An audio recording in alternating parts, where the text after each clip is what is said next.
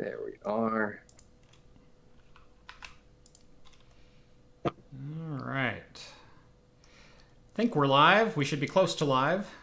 Possibly live. It's not quite live on mine. Oh, there we are. I see us now. I see us. What? I don't. I do. We've been streaming for 20 seconds now. Apparently. Apparently. Well, it says waiting for craft computing on my end. Oh, there it goes. They just reset the timer. So now we're at 8 seconds. Ah, there we are. Ah, okay, now we're showing up. I have a commercial. Got hit by the ad, did you? Oh, I do look good. Oh, hold on. Hold on. That's my bad. 14,500. Sorry. I had my bandwidth cranked way up. That's my bad. We should be good now. Should be good now. Oh, okay. All right. And we are live. Welcome to Talking Heads, everyone. Episode 126. Your once weekly live show for the latest in beer and tech news. And Jon is on time. Look at that. Look at that. Jon was on camera at 7:58 today. That's right. Welcome to the show, everyone. I'm Jeff. I'm Jon. How's it going, everyone? Hashtag quarantine. Hashtag are you sick of your family yet? I'm essential, so I get to leave. Yeah. Well, I'm kind of essential. I've been about 50-50 to this point. Stayed mostly in-house this week, but I do have to go to work tomorrow and likely on Friday again. So hopefully, little by little, I'll be kind of trying to step out, but we'll see. We'll see what they say. Yeah, luckily my office is a little corner that no one goes into, and I get to just seclude myself in that. So Nice. Yeah, I'm the first door as you walk through our main entrance, like the main entrance, and then there's our tech hall and our data center and everything else. And yeah. No, I'm like end of the warehouse. And I don't even have my own office. It's okay. My office though is probably only the size of my studios. I could barely do a push-up in there. Yeah, and I'm sure you tried because push-ups are kind of your thing. Oh shit! Oh, yeah. Hey, I did do a lot. Half of them didn't count. Let's be real. What? They counted because I was drunk. Come on, that count. That's like 2 push-ups. Right. Anyway, welcome to the show, everybody. Thank you so much for joining us on this Wednesday night or Thursday morning, depending on where you're at in the world. If you've never seen the show before, it is our once weekly live show for the latest in beer and tech news. We do drink alcohol on the show, however, the show is as family-friendly as possible in both language and content. We start the show with about 20 minutes or so worth of beer news, followed by usually about an hour and a half worth of tech news, and then we dive into pop culture, games, entertainment, or just crap we want to talk about. And that rounds out the show. Usually for the last 10 weeks, we've been ending with Picard spoiler casts. However, we will not be doing that this week because Jon and I are going to be live streaming later this week and do a full season 2-hour spoiler cast. So our impressions of Star Trek Picard for the whole season, 2 hours of nothing but Star Trek talk. So I kind of wish we weren't quarantined so we can kind of like sit in some smoking chairs and have a fireplace in the background. Little Glencairns full of scotch and just exactly. Monocle. Exactly. Anyway, we do drink beer on the show, and if you are drinking along with us, either alcoholic or not, let us know in the chat, and we will try to give some early show shout-outs as we go along. And speaking of, Jon, what are you drinking tonight, my friend? I still got some leftover low-calorie stuff, so I thought I'd drink Just that. jam on that? Yeah. You can slam like 9 of those by the time the show's out. Heck no, I'm actually drinking some Bell's Hot Slam. So I finally get to try this. I got this about a month ago or so. Sorry, I just realized one of my lights wasn't on, and I'm like, why am I so dark? That's better. So yeah, I get to have some Hot Slam. Nice. Never had it, and it was sent to me about a month ago. So it's just been sitting there mocking me for a month. It is a really good beer. I really enjoyed the Hop Slam. Here, let me switch. Go to show the can again. I got you on full screen now. Oh, okay. There you go. Yeah. So if you've never had that one, Hop Slam Ale by Bell's Brewery, it's fantastic. Really an amazing IPA. I am starting out with a New Belgium Brewing Cold Brew Nitro. It's a 5% cream ale. And obviously carbonated with nitrogen. So we're going to see if we can get a nice good pour on this and give it a shot. So, John, you want to pour first? I'll sure. Give you the honors and then show you up later. Oh, no, because I am drinking out of my horn today. Oh! Getting fancy on us. That's right. Steve drank the skull out of his enemy. I drank the horn. Yeah, that's right. It's only fair. All right, let's switch on over to me since that's not all that impressive. We'll give this a good nitro pour here.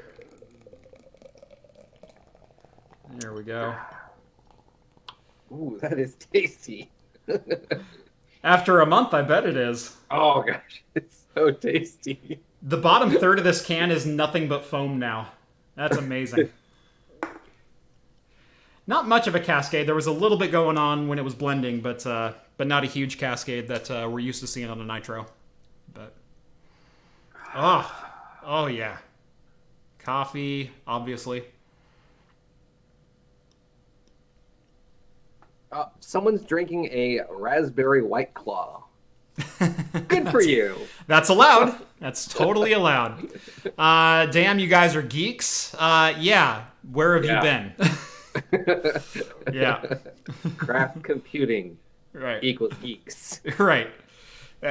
It's kind of my thing, man. And honestly, I looked back at the show last week, and I wasn't happy with the production quality of the multi-stream. And so I spent like 2 hours earlier this week photoshopping Elcar's frameworks for us. So the whole show is Elcar's themed now. And I think it looks phenomenal. I think it looks great. Yeah. Let's see. Sortilege aged maple syrup whiskey. From Marc Labourdet. We got Paradox drinking a Dr. Pepper. Scott Filton is also having a Hop Slam. Nice. Drake is having a Scotch and cream soda. Happy accident I found, but I love it. You know, I'm kind of raising my eyebrow, but I am slightly intrigued by that. How smoky is that Scotch? Right. That actually, as I'm thinking about it, like, yeah, that could totally work. I may have to try that. Ben's drinking a Bullet Rye with a ginger beer. Yeah, I actually started out with a gin and ginger tonight, so that was quite tasty. Skull drinking a toppling Goliath. Morning Latte Imperial Coffee Milk Stout. Because of course he is. And cheers on the coffee there, Skull. Record Needle is on iced tea minus the Long Island. Currently on a 2020 Waldo. Ooh, I want to try one of those. Yeah. I have the last 3 years of it, so I want to do a video of a flight of the past 4 years. That'd be pretty cool. Yeah. Then John's got an unraveled IPA from Founders. Gosh, there's a whole bunch of shout-outs this morning. Yeah. Does the horn have a stand? Someone wants to know. It does not. It's super long, too. Mm-hmm. I really like it. It kind of twists around your arm like this, but there is no stand. Yeah. That's the annoying part of the horn. But it looks cool. Getting a lot of comments. Love the Elcars. Thank you guys so much. I do appreciate it, because that actually was a bit of work to get everything framed up properly. Elcars may look symmetrical. It's not. It may look simple to Photoshop. It's not. So thank you. It is simple, but it's hard to make it look good. It's hard to make it look right. And I did steal a lot of my elements from like 4 different sources of different JPEGs I found online and whatnot. I did source my main layouts from Elcars 47. So the project that we featured on the channel a couple times in the background, or numerous times on the show.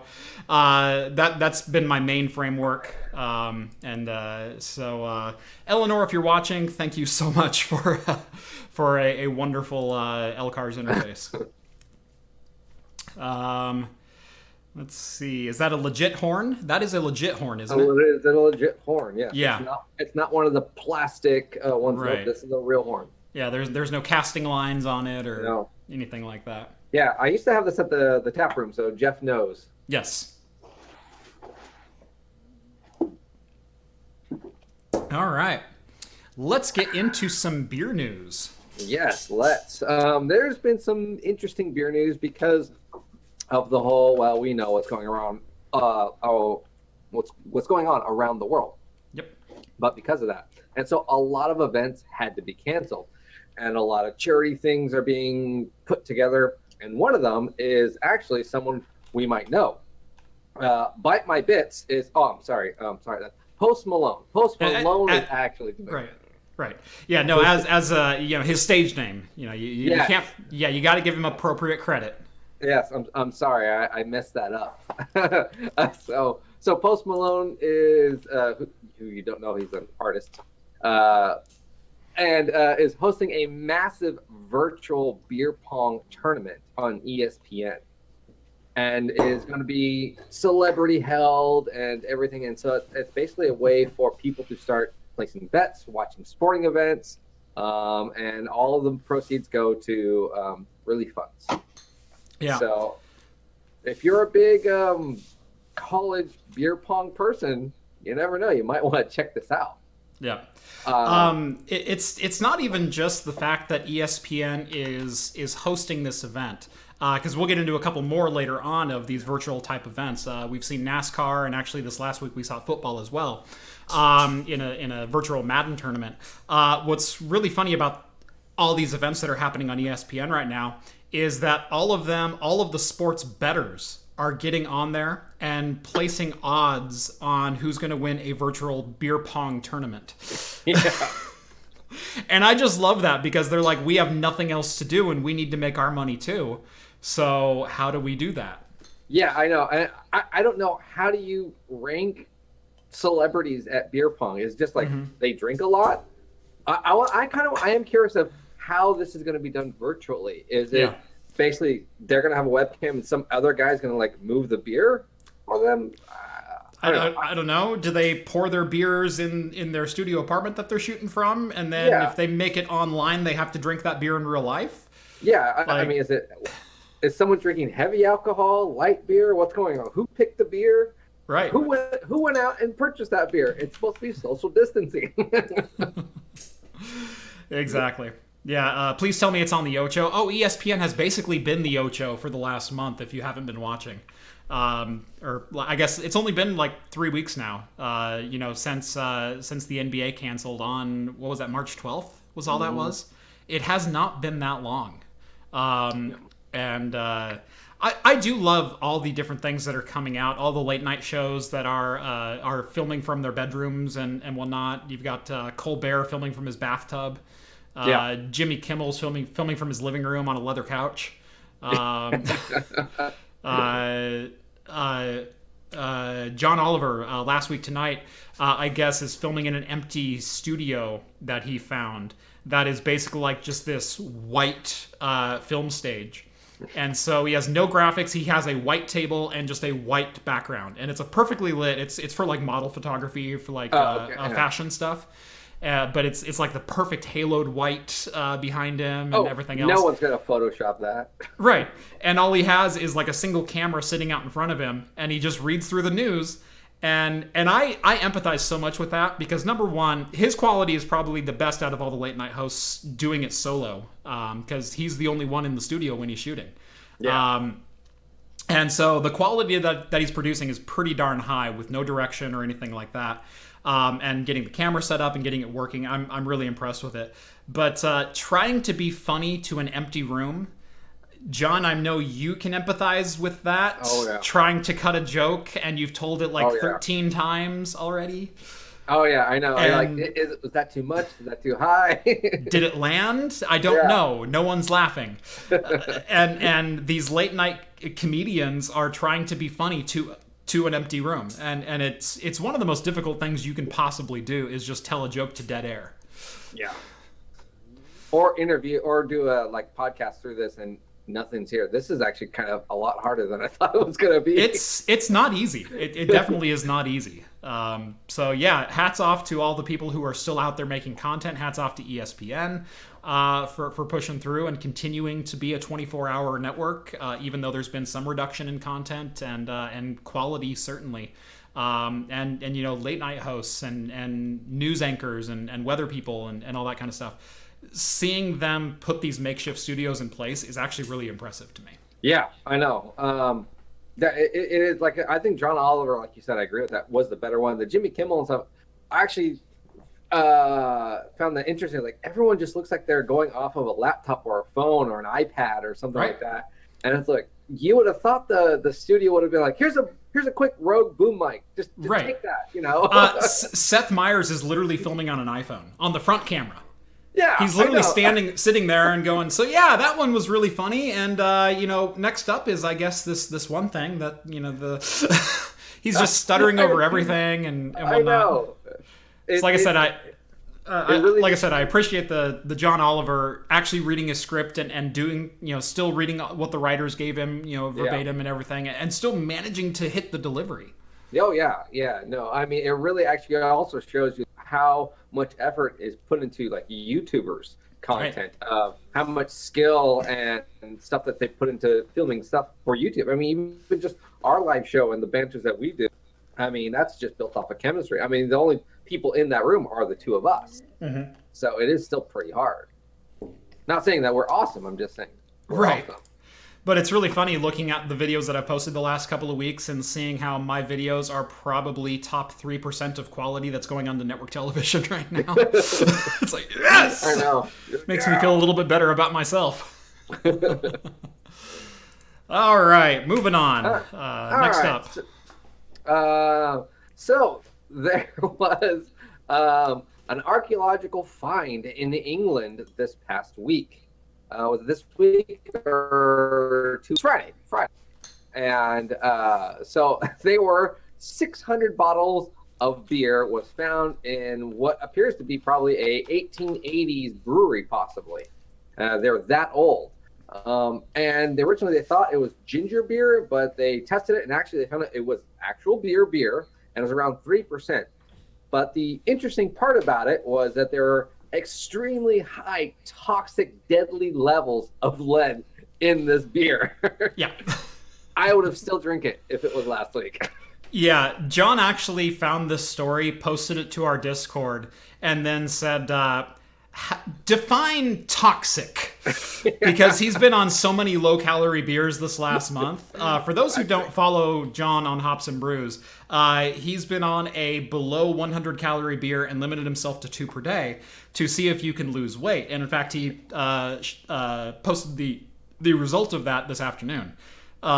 So if you're curious on the result, or you want to see his, we'll call it a painful, tear-filled journey, you can go check that out on his channel, linked down in the description. There was a celebration at the end. Yeah, there totally was. That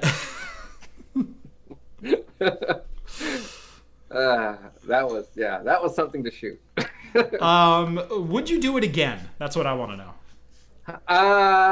I wouldn't do that one again. I would probably my wife would probably kill me. She hated that I couldn't drink with her, and she was like, "You're just miserable for like the first 3 weeks and horrible." And it really did take some time. I probably would do something similar, but adjust it. Maybe something more like skip a meal, but then only have like a big Belgian or a big German beer, similar to that one guy who just drinks beer for Lent. So you drink like me? Well, not like you. I would drink healthier protein beers, technically, or just see if cutting a meal out would do something. I probably would do something different. I did enjoy the experience. It was very, I suffered a lot, but I did enjoy the experience. I enjoyed type of stuff like that, and even though if it did drive me crazy, it was interesting. No. In virtual. I'd love to be in the place with our relationship where it'd be like, you have to drink more, please. We can't survive like this. And John's going, I've had enough already. Just the inverse abuse spouse. Yeah, that was basically my wife. She's lacing your tacos with tequila shots. Oh, she was. She kept like, here, try my wine. I'm like, I can't. Just come on, take a little sip. I can. Trying to kill me. It was like, you're no fun anymore. This is just hard. I think she just felt bad because she was drinking and I wasn't, and then I used to be her excuse to drink. Yeah. Like, well, my husband's drinking, I can have a glass of wine now too. Yeah, I'll go through some pretty light weeks, and it's really funny because my wife will do the same thing. She's like, I really want a cider, or today at lunch, she goes, I really want a mimosa. And I'm like, I don't feel like anything. I'm gonna have like some ginger ale and 50-50 over ice kind of thing. Yeah. She's like, well, that's no fun. Yeah. Dropping out. A little bit. Yeah, you've cut out once or twice, but it hasn't been bad. Okay. Yeah. That was a phenomenal freeze frame. Yeah. That was what was it like this? Yeah. And there's the thumbnail. And last story of the day for beer news. Yep. Last story of the day. We did talk about the virtual beer events that someone like Post Malone is doing and other celebrities. Well, what happens if you have a statewide beer event and you have to cancel it? Well, you go virtual. Mm-hmm. Idaho usually puts on a Idaho Craft Beer Month, where they do a whole month of Idaho craft beer appreciation, and they do pint specials at bars and tap rooms and special events, and it's called they call it Pints Up for Idaho. Mm-hmm. And they decided this year, with everything that's going on, they're going to move it to virtual Pints Up Idaho.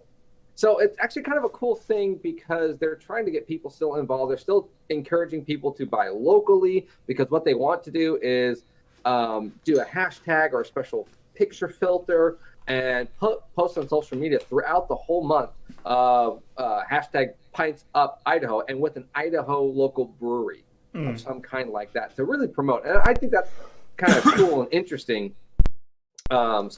And what I also like about this particular virtual thing, it's not then limited to just Idaho. If Idaho breweries can distribute here in Oregon or California or all over, so everyone else can also participate in something like this. I think that's really cool. Yeah, I would certainly be interested in participating in something like this. You get a 6-pack of a trial thing, and you get online and you post your reviews of it in real time with everyone else chatting about it. That'd be a really cool thing to do. I think and I'm local enough, I would totally take part in that. Yeah, I know. I mean, Idaho's not super far from us. Mm-hmm. So it would be really fun to... I think it's really cool to participate in something like this virtually. I almost think maybe post all of this stuff that something like this might start happening more with larger beer events to where it becomes kind of personal and virtual. Right. I would like to start seeing something like that later on. So yeah, it certainly has potential. And, part of this shelter in place, stay at home kind of thing, I think it's really shown, number one, the resiliency of our infrastructure. It certainly showed some weaknesses, but it's shown how much data we can possibly handle and what things are actually possible remotely if you stop thinking about, well, the way we've always done this is you show up 9 to 5 to our office, you clock out at noon for your 30-minute lunch, and you do this and you do that. When they go, let's give our employees a little bit more freedom, a little bit more say in how they work and where they work and why they work and that kind of thing. We might see some genuine paradigm shifts, and I don't like using that word because that's a dirty word in the business industry. But it's true. I mean, for all they know, this might also, if production can stay relatively same for a lot of offices that are now working remotely, that saves them in lease money that can be invested somewhere else, or just shrink down to a smaller, personal office. Yeah. And that can save money and it can be invested in other spots. So, I think this is, like you said, showing weaknesses, but also benefits. We're becoming very innovative in finding new ways of communicating with each other, working and still being productive. Also, just in general, being like this, being cooped up, really is showing kind of how used to we were in our little bubble in society. Everything is just like, oh, this is our life, like you were saying, this is how things are always being. Now we're having to think outside the box. And in that aspect, I like thinking outside the box. Yes. I like doing stuff differently every now and then. It's fun, I think. Now, if I'm forced to do it, that's something else. But anyways. I wish we had more than 2 weeks to think outside the box leading up to this shift. Yeah. That I think has been the biggest struggle for a lot of people in my position, has been hey, we're going to send everyone home. Figure it out. Yeah, I know.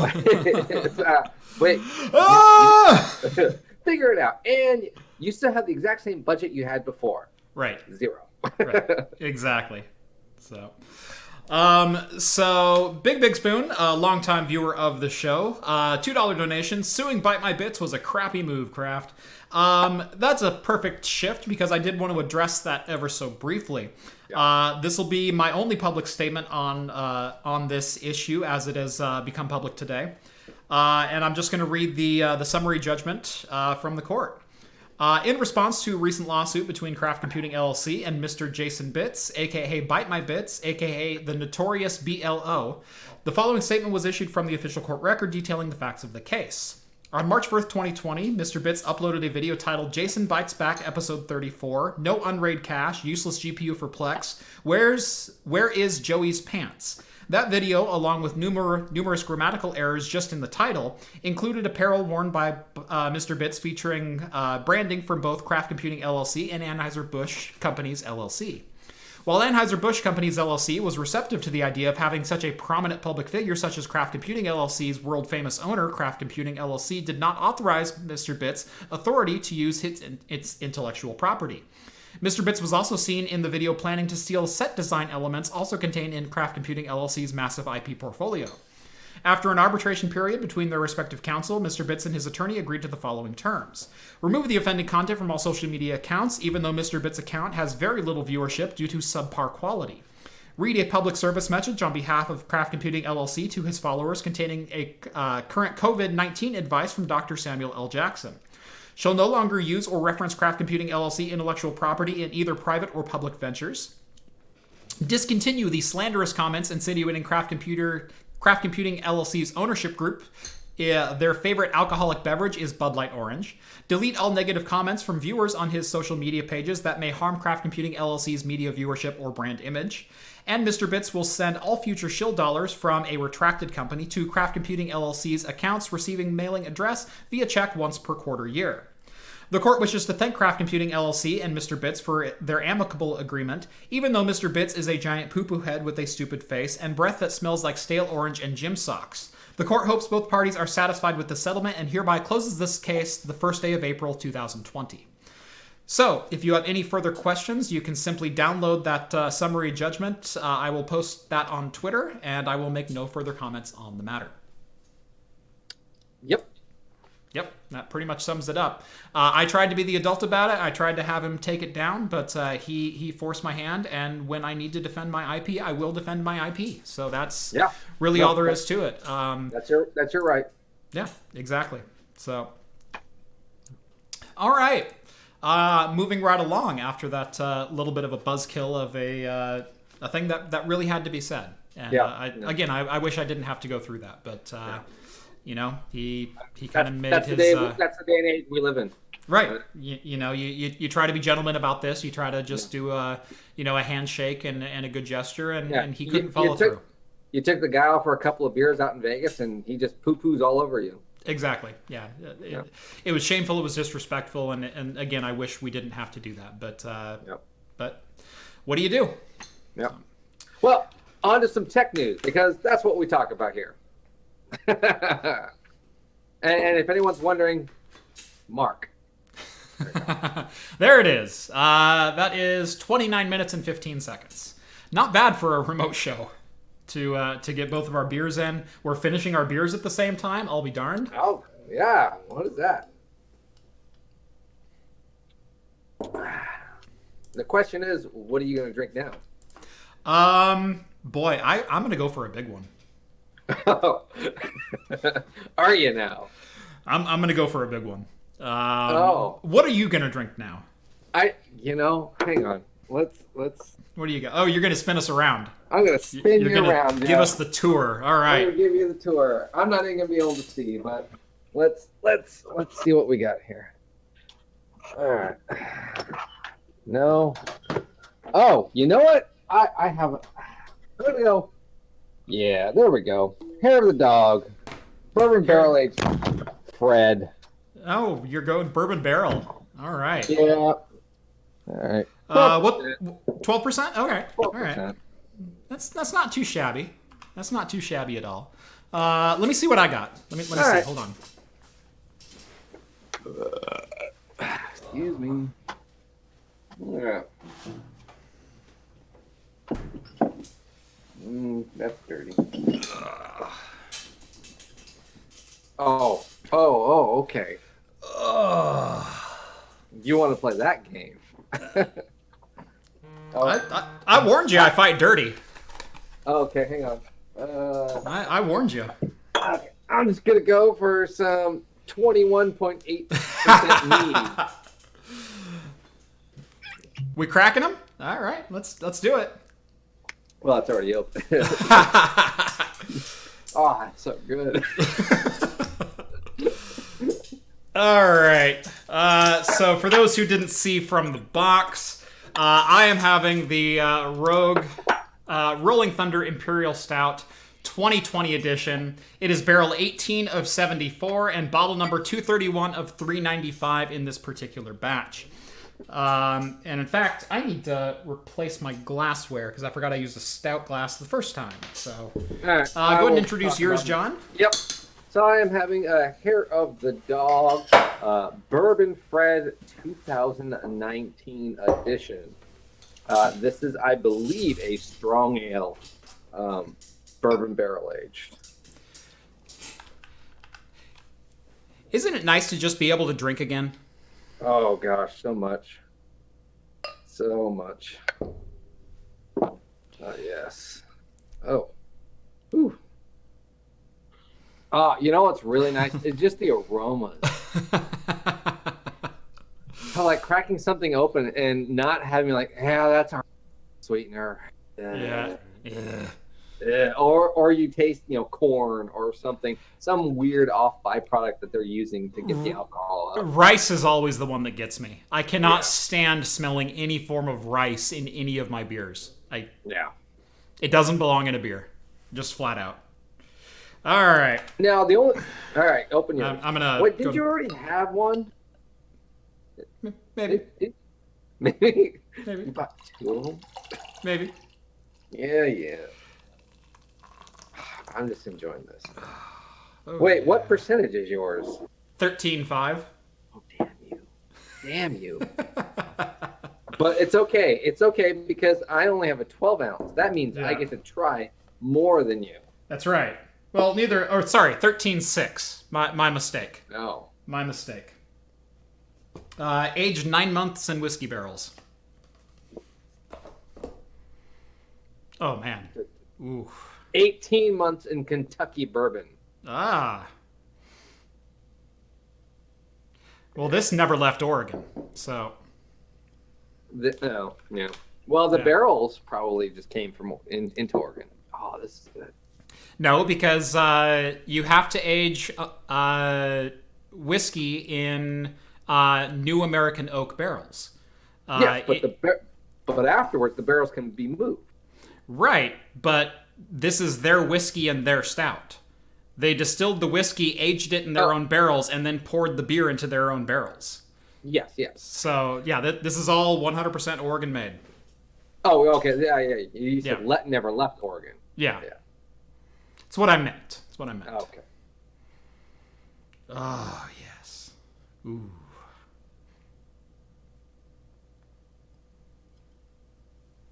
I can always open one of those from Becky. Becky sent me some awesome beers. And they are pumpkin, but they're like 18%. Yeah. But I am saving them for fall again, and I'll bring them on the show. Ooh, man. That is... Yeah. Mine's better. It's smooth. So smooth. Like, last year's was not this smooth. Not even close. No, this is well, no, you have a stout, right? Mm-hmm. Yeah, this is a strong ale, so it's just nice malt. It's just basically malty and bourbon. Yeah. Awesome. Yeah. A lot of caramel. Oh yeah. Just smooth. It's like slightly thicker than chocolate milk kind of consistency. And on a 13.5 is really insane because it's not like cut it with a knife thick. It's actually a nice drinkable, fairly light bodied, very heavy stout. I'm just enjoying the moment right now. I know you Excuse are. me as I orgasm. I'm sorry. No, I'm family friendly. The biggest beer he's had since February 29th, folks. You got to understand. Sploo. That's what this. Yeah, this is the biggest beer I've had for. You drown a toddler right now. All right. This is a ghost, I swear. Yeah. Spooky ghost. All right. Yeah.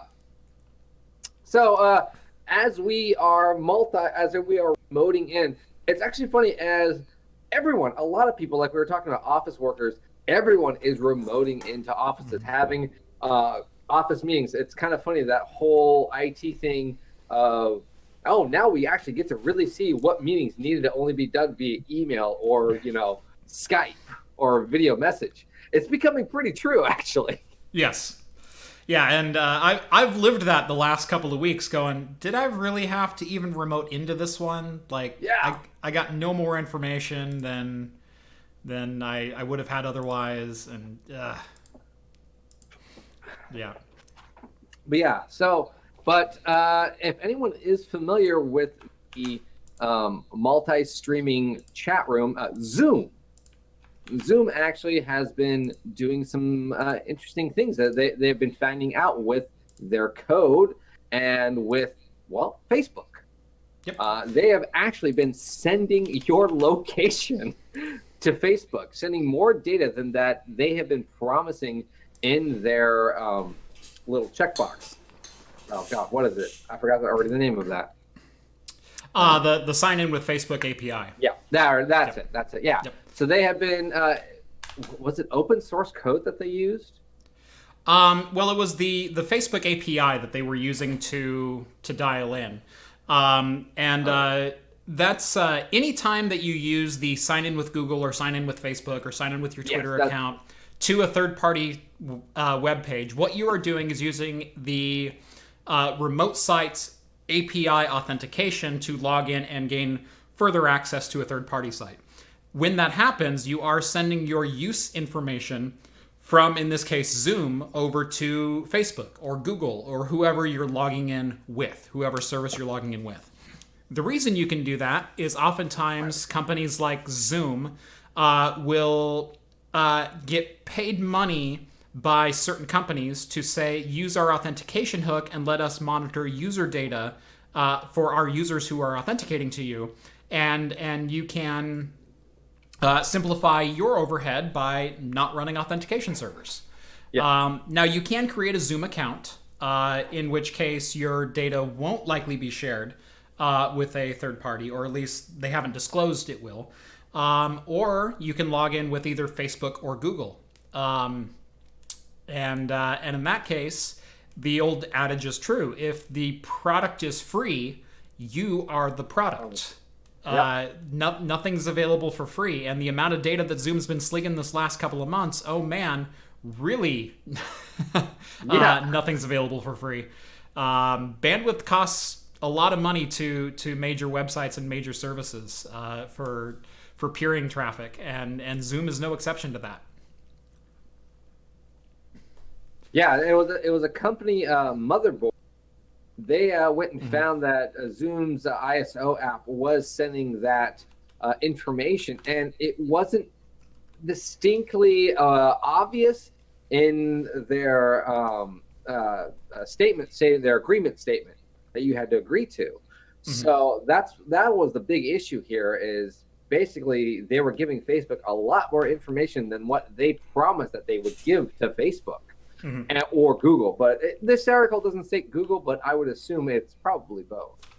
Yeah, everyone's pointing the fingers at Facebook here. I imagine Google was getting analytics as well because both APIs existed on Zoom at the same time.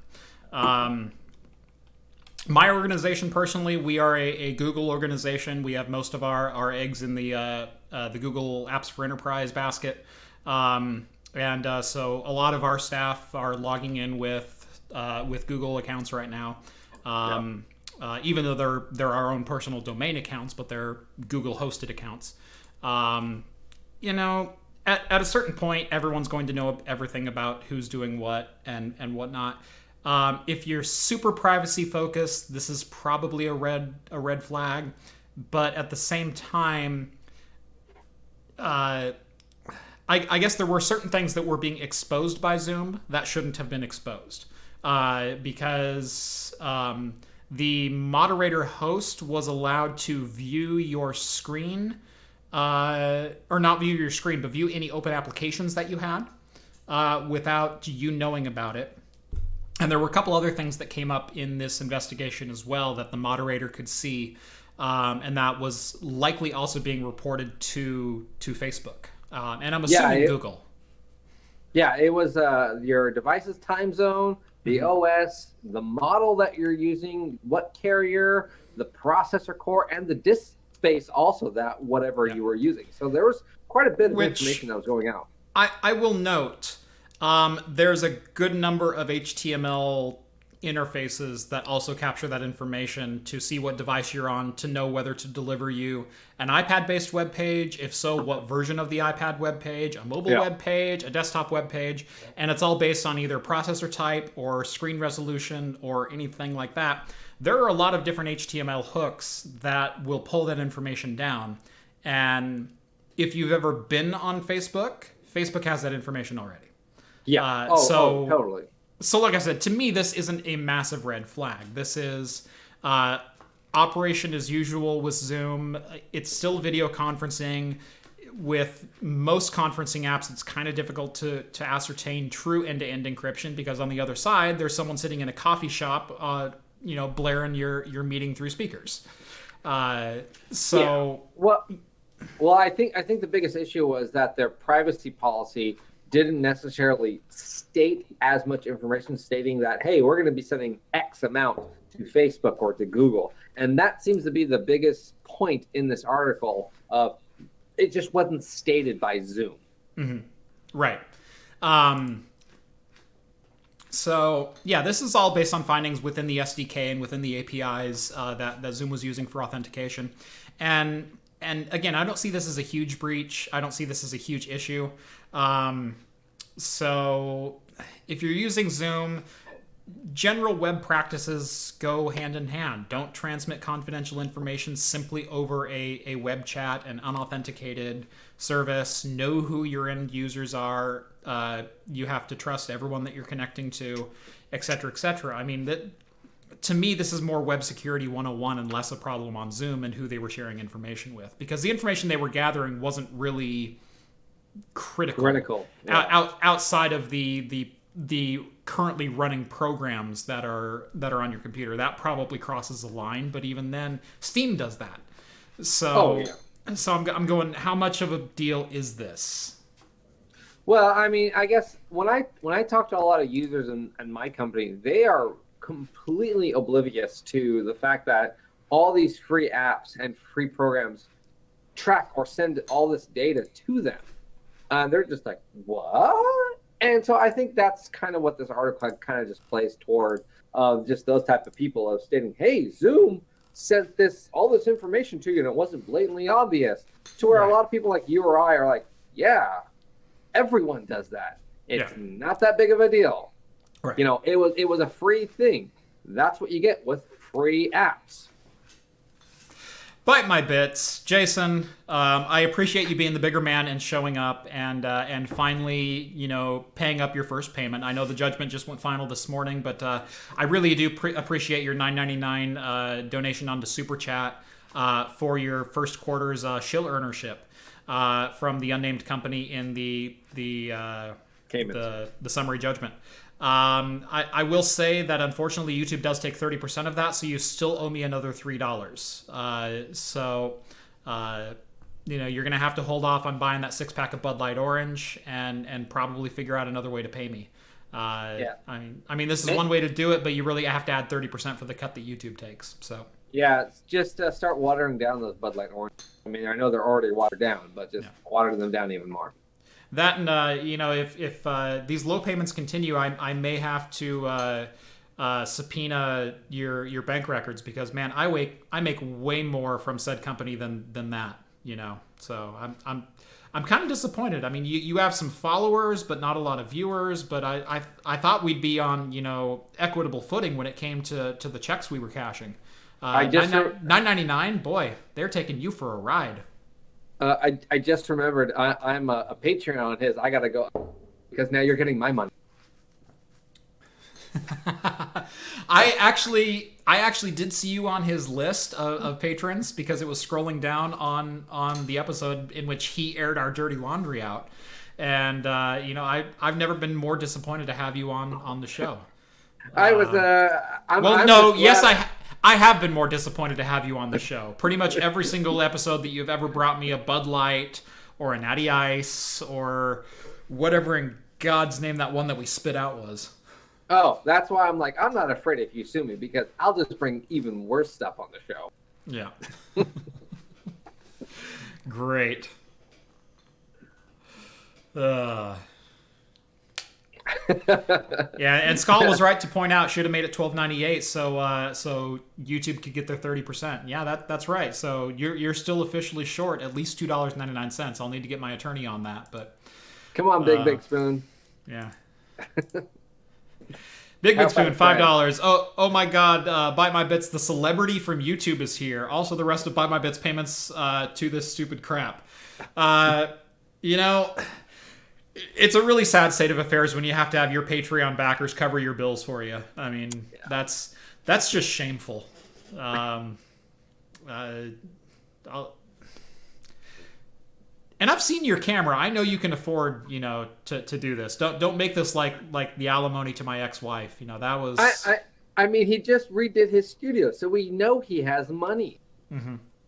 He had money to buy all those things, and then he ended up tearing half of them down and redoing it. I mean, he made videos about it. So yeah, you think that he put up walls from Home Depot? I know for a fact that he paid masons to come in and lay that brick wall behind him off camera because he did such a piss poor job. I mean, God, he took a Dremel to MDF for crying out loud.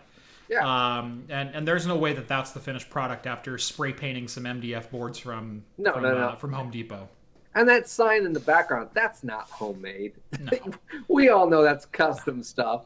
That's homemade. My shelving behind me, that is actually custom made. So yeah, that's the level. This whole room, everything you see behind me was 100% handmade by myself, with the exception of the cabinetry. I did buy the cabinetry, but I put the countertop on it myself. Whoa! I helped, but it's not in visual camera. Well, you did have to redo that part. Yeah. So I guess the desk is on the other wall now. But that was your fault, not mine. That's true. It's true. So. $1.99. You'll never get my $3. We're gonna go about this the hard way again. I keep trying to give you the easy way out. I keep trying to give you the gentlemanly way to do business, and you keep getting the courts involved. It's just sad. I wish you were a bigger man than this, but all right. Let's go ahead and keep pushing on with our tech news. We can't talk about this anymore. I mean, try to put this messy situation behind us. Yep. So one of the we'll call it the Mexican beer flu. One of the issues that the Mexican beer flu has caused is the closure of a good number of events. One of them that I always look forward to every year is the Detroit Auto Show. Unfortunately, the 2020 Detroit Auto Show has been officially canceled, as the venue that was supposed to be hosting the auto show has become a field hospital. So they will be live streaming some of the product announcements, and more info on that is to come shortly later this year. But it really is pretty much the largest auto venue that happens every single year, and it's a very big revenue generator for Detroit. So it's actually kind of this is going to take a toll on Detroit not hosting this event this year. It'll be interesting, but I'm sure we won't need to see the 2020 Camaro. So I'll just look like the last year's model. Yep. It was supposed to be kind of a cool event this year as well, because they were planning on holding a lot of the event outdoors. Typically, this event happens in January. They moved it to June to avoid conflicting with, events like the Super Bowl and the things that happen in late January. Even CES tends to run into auto show coverage. Oh, and, you mean the XFL? Run into the XFL? Yeah, they didn't want to run into the first half season of the XFL before it folded bur 6 games in. No, it didn't fold. It didn't fold. It's been postponed. Exactly. Yeah. So I do honestly hope the XFL comes back. I was actually a really big fan of arena football when they aired that on ESPN and NBC. See, I didn't like arena football, but I didn't mind XFL because I didn't watch for the football. I watched for the live commentary that the players made. Yes.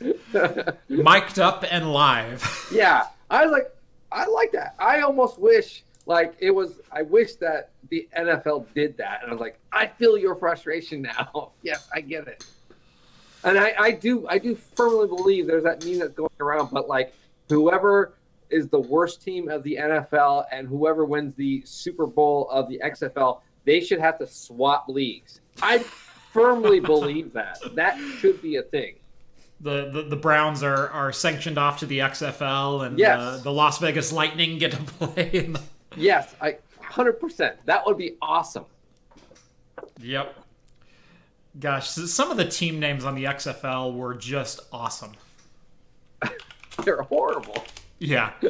So you have the Houston Roughnecks, the Seattle Dragons, the St. Louis Blackhawks, the Dallas Renegades, the New York Guardians, Los Angeles Wildcats, DC Defenders, Tampa Bay Vipers, Los Angeles Extreme, Las Vegas Outlaws, the Orlando Rage, the San Francisco Demons, the Chicago Enforcers. Yeah. Everyone's just trying to sound tough and like, yeah, man. Right. Yeah.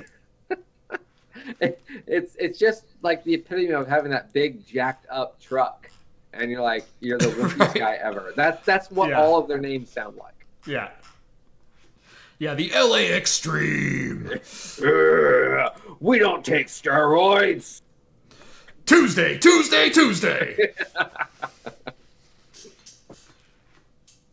Let's get ready to fumble.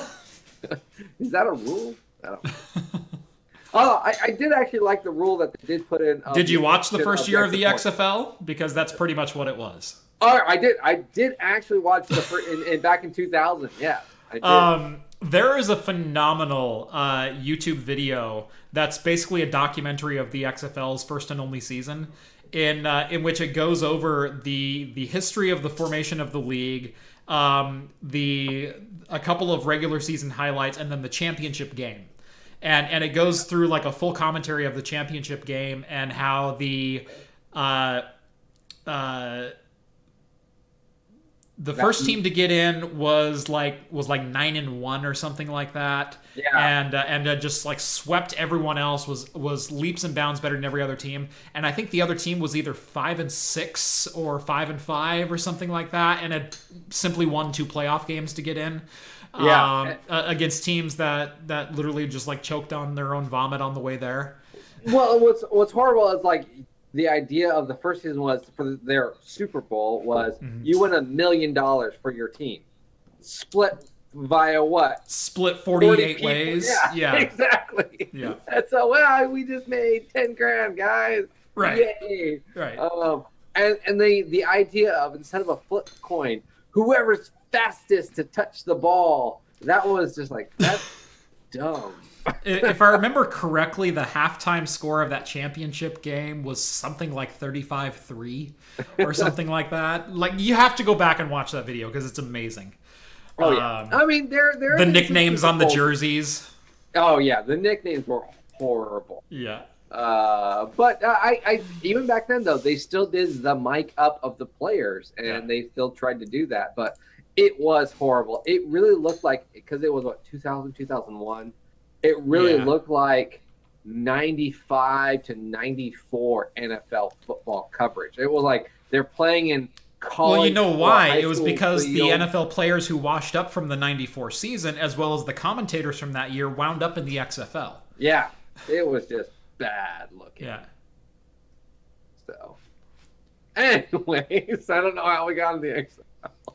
This is Jim Maydon bringing you coverage of the 2000 XFL season. Yeah.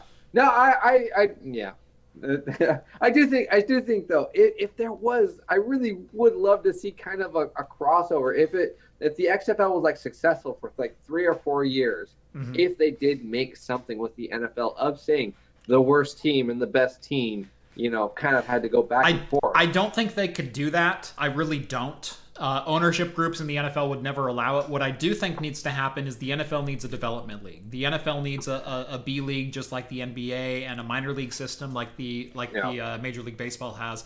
The minor league system for the hockey teams, for the NHL. They really need some kind of affiliation, because the NFL is really the only sport in the major 6 or 7 or 8 sports that say you're either in the NFL or you're bagging groceries and working at Foot Locker. Yeah. There's no in between in the NFL. There's no, you can go to Canada and play Canadian football, and really that's the end of the road. Or you've got your college dropouts who end up playing arena ball, and that's about it. Yeah. And both of those are not great. I mean, I think very few Canadian NFL or whatever their football league is called, I think half the time they only pick up like kickers or something like that, just because half the ones in the NFL are taken up. Right, and that's exactly it. Occasionally you'll get a wide receiver that's promoted from the Arena League to the practice squad of the Seattle Seahawks. But rarely do they ever get a chance to see field time again. So, yeah, I would like to see an arrangement like that and give more people an opportunity to play halfway professionally. That's kind of what I always thought. Was the American Football League and the XFL could kind of be, but because they're not affiliated with the NFL, I see your point, and that makes a lot more sense. I didn't think about that. Yeah, I mean, NBA, you've got the D League, and NHL and baseball, you've got minor leagues. And you've got AA and AAA teams for baseball. I mean, you've got multiple layers of minor league there. So yeah, it's really, I think something needs to be done for it to be successful. For that to happen, it needs to be infused with the actual NFL, and it needs to become part of it and part of the coverage and part of the same pomp and circumstance. So. Yeah. So. All right, back to some tech news, because we ranted way that was nine. Yeah, I know. We went right to pop culture and into sports somehow. Yeah. But it's 9:00. We gotta get going. Yes, because we have a lot more to get through today. We're on Article 3 of 13, 14. Yeah, I know. That's a long list. I was couple at the end are short. Couple at the end are short. Yeah. All right.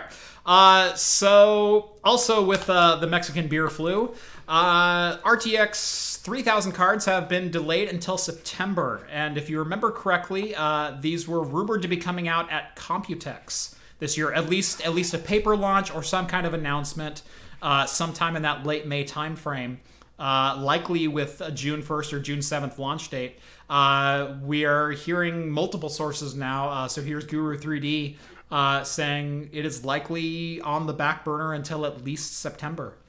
Yeah. And that's likely a good move because we're seeing some supply chains start to constrain significantly from overseas fabrication, Taiwan, China, etc. It's getting difficult to get parts moved around. It's shipping lanes have been restricted. Import export has been restricted in just about every single country right now. It's not a good time to try to be buying in bulk from electronics fabs, and I think Nvidia saw that on the wall, and I bet AMD is going to see the same thing because we were all expecting Zen 3 at Computex as well. I don't know if we're going to see Zen 3 at Computex, and if we do, it's likely going to be it'll be out September 1st, simply because shipping is going to be difficult for the foreseeable future. Yeah, shipping. I mean, we're talking at least 9 to 10 months before some even form of normality with stuff like this. I mean, because in all honesty, GeForce RTX 3000, it's not something that's a necessity, right? I mean, right. So that money you'd probably spend on that is your people are going to have to recover. Even gamers, YouTubers, professional gamers, they're going to have to recover unless they're given this for free. So I don't even know how well this model might even sell. It might be a great model, but it just might not sell very well. I think we're going to see that a lot with a lot of electronics. I think we are. And as we kind of saw with the Turing architecture, with the current 2000 series cards and going back into the 1600 series cards, there wasn't a lot of excitement this generation, mainly because it wasn't this massive leap forward as far as cost to performance goes. We saw a good amount of performance increase in the cards, but they all seemed to drop a tier, or rather go up a tier. And so the last two generations, going from Kepler to Maxwell and then from Maxwell to Pascal, we saw significant leaps forward. So the 980 Ti was 40% faster than a 780 Ti. And a 970 was like neck and neck with a 780 Ti. And then you go to the 1080 Ti, and the 1080 Ti was 30 to 40% faster than a 980 Ti. And in fact, the 1070 was better than a 980 Ti in just about every respect. And all of a sudden, you launch the next series of cards, and the 2080 Ti, phenomenal card, twice as much, and only about 13% better than a 1080 Ti. I mean, it wasn't like this pummeling by NVIDIA on their previous generation card. No. And in fact, the 2080 performs relatively on par with the 1080 Ti. The 2070 performs relatively on par with a 1080. And the only thing you get is ray tracing in about a half dozen games. And a 2070 costs the same $499 price point that a 1080 did. Yeah, I mean, why buy it? Yeah. Right, so there wasn't this big rush out to buy things because basically we got the exact same performance at the exact same price point that we had 3 years ago with the addition of Tensor and RTX cores. Now, if you're into machine learning and that kind of stuff, that's a bonus. But beyond the people who needed Quadros and Teslas, it wasn't this huge value add. And the gaming mechanics that have been bred from that really never have come to fruition. So Turing as a whole, I think, is kind of a dud when is all said and done. And I hope Ampere fixes it. Sorry, people on Discord are mocking my setup because I shouted them out a picture. And if you're not a part of Jeff's Discord, actually, it's really fun. Again, we have all these fun things but Jeff's Discord is actually really awesome. If you are not a part of it, please, I know this is a time of limited spending, but check it out. Jeff's Discord's awesome. It's a minimum of only $1 a month, and you get access to this huge community. We have everything you probably ever need to do. We have trading areas. We have communication, which is like server computer errors. We have funny meme wars. We have music and entertainment, food, pop culture, everything you want to talk about. This is one of the best Discord channels I've ever been on. It's fantastic. So I highly, highly recommend, if you have the time, check out Jeff's Discord and join his Patreon. So someone called you out for leaking our secret channels in the Discord. And sorry, I didn't mean to do that. And Skull rightly said they're not secret to everyone. Yep. Oh, God. Sorry, I clicked in our moderator channel and I shouldn't have. Wait, what? Oh. Oh, man. Becky says, I hear there are weird people hanging out in Jeff's Discord. That is exactly right. Speaking of weird people hanging out in Jeff's Discord, Scott, $5 donation. Contribution to your legal fees against ByteMyBits. Bud Light Orange, his house down. Or blow his house down. Yeah. And then Big Spoon, $5. Hops, is that a balloon ribbon on your accent curtain? A balloon? Oh, look behind you. No, directly behind you. Yeah, that right there. No, that is, it's about the size of a balloon ribbon. I asked my wife for some ribbon to tie my curtains up, and I got that. You need to go buy some really nice, 3/4 inch or 1 inch, like red velvet or something. Yeah. Well, not velvet because your curtains are velvet, but a true red ribbon. Yeah. To tie them off. Yeah. No, I kind of want to sign back here. I'm close to being happy, but not 100% happy with everything. I want something else back here. I will say it really does take time to develop like all of this. Because this didn't happen overnight. In fact, my office was months of planning and even more months of execution. We put the offer in on this house in October. I was still tweaking like design and furniture layout in December when we moved in. And then I just got these shelves up like literally yesterday. These have been in my garage for months and months and months with the idea of wanting to do this. Years, Jeff. Years. No, they were hanging on my living room wall. In the old house, remember? Okay. They were up. They were up, but they didn't have these wood shelves on them. So I actually cut wood shelves on them. These are wine bottle racks, and so you can see I've got a Highland Magnus bottle right there, and I think one other in the other rack. But they're meant to hold wine bottles. But I wanted to hang or set like trinkets and collectibles. And like Ryzen processor boxes and Intel processor boxes. See, oh no, I took the Intels down. Oh no, they're up there. There they are. Yeah. See, equal opportunity over here at Craft Computing. Hashtag anti-shill. You could rotate. Yeah, exactly. So I just want to rotate through like the little trinkets and whatnot that I like having in the background, and it adds a little bit more interest. But this place has literally been like months of construction and putting things together. I'm mostly happy with the setup that I have in here. I still need to cut the echo. That's one of the next things on my list. But, it's labor of love, labor of trial and error. And I got to say, you're light years ahead of where you were, 3-4 months ago. Oh, and yeah. And that was light years ahead of where you started, too. So. Oh, yeah. And if I go back to looking at my first video, which is actually still not a horrible video, but, man, it's like, Hey guys, I'm Jon. Let's talk about beer. So I froze this cup and I didn't freeze this cup. And we're going to talk about why I froze this cup and why I didn't freeze this cup. Now, the information in that video is good. And it's spot on. It really is. I really almost want to redo it with like, maybe borrow your camera and just let's take a 4K 120 frame per second and see the crystallization of the glass, yeah. Right? So. Yep. But yeah, all right. Let's keep going. We're having too much fun. We are. It's a good show. It's good to have you back on in a joyful and that's helping so much. It's good to have you back, Jon. One love, brother. So for those who were looking for some alleviation from your traditional broadband internet carriers, there have been two companies that have been coming to mind that may be breaking down a lot of barriers. One of them is SpaceX, more specifically Starlink, which is the Elon Musk project to bring essentially broadband satellite internet to the globe.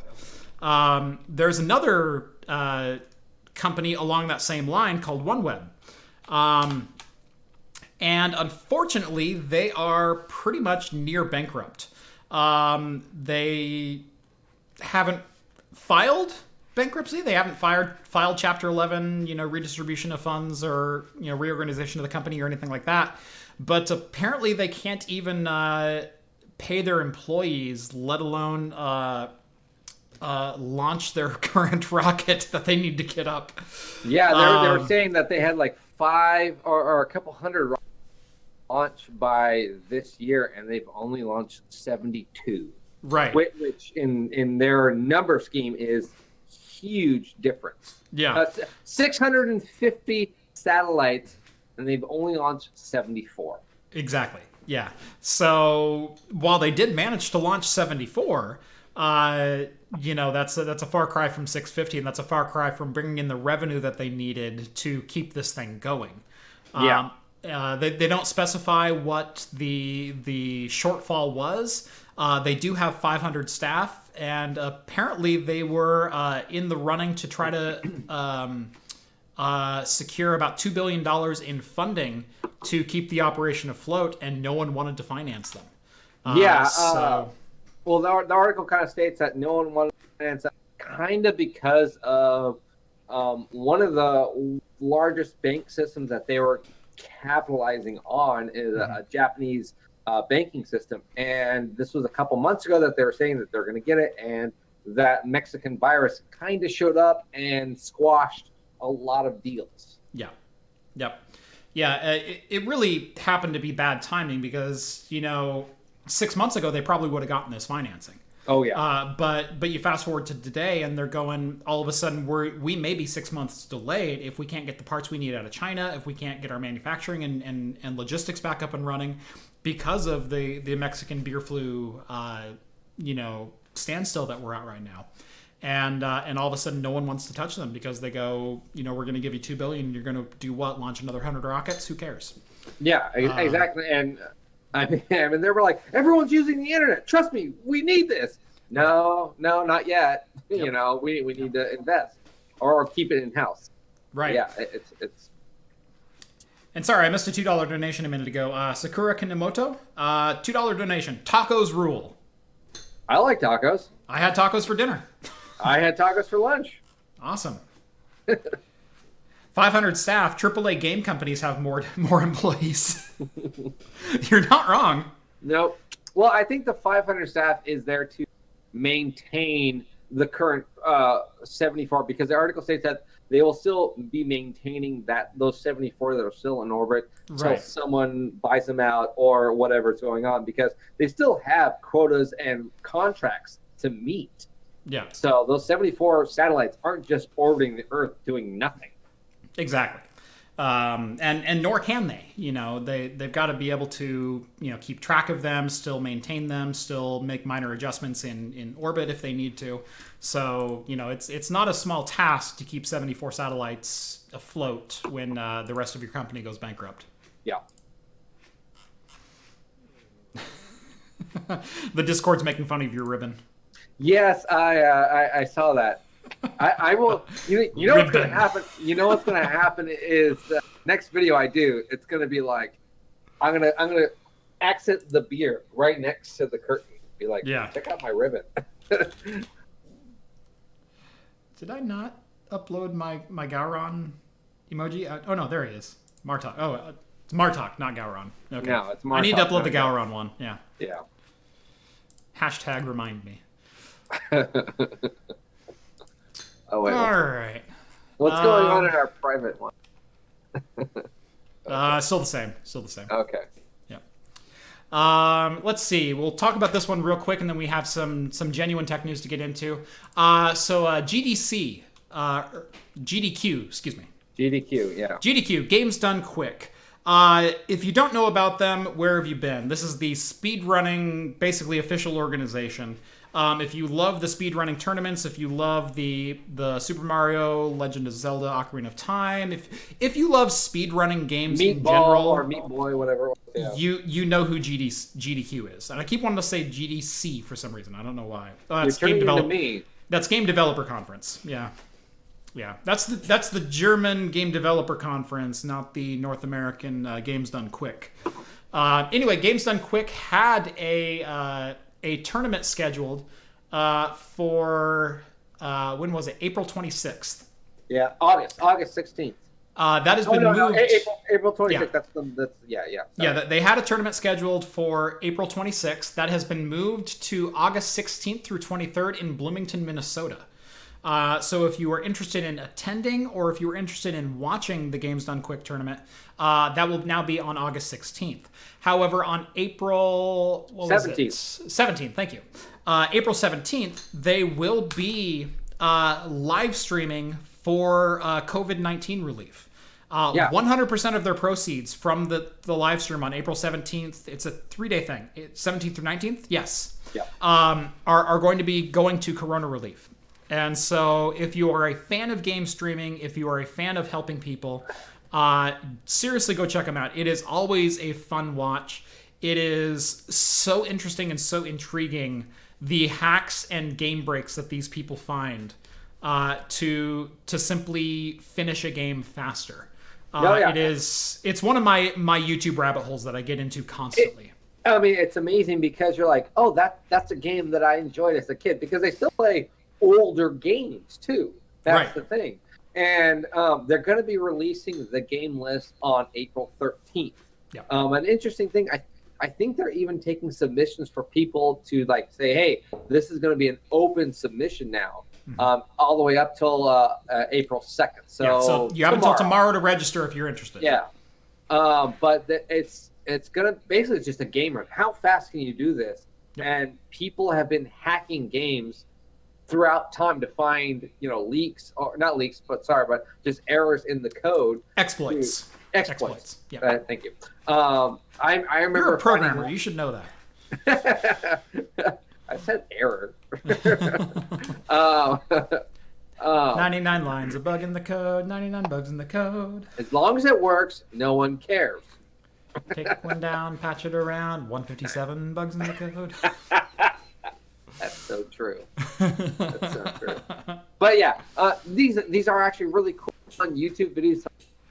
There's an amazement of like, how did someone do that? And then you find that game that was very nostalgic to yourself, and you kind of want to go back and play that game and try doing what that person did. So it is very entertaining in that aspect.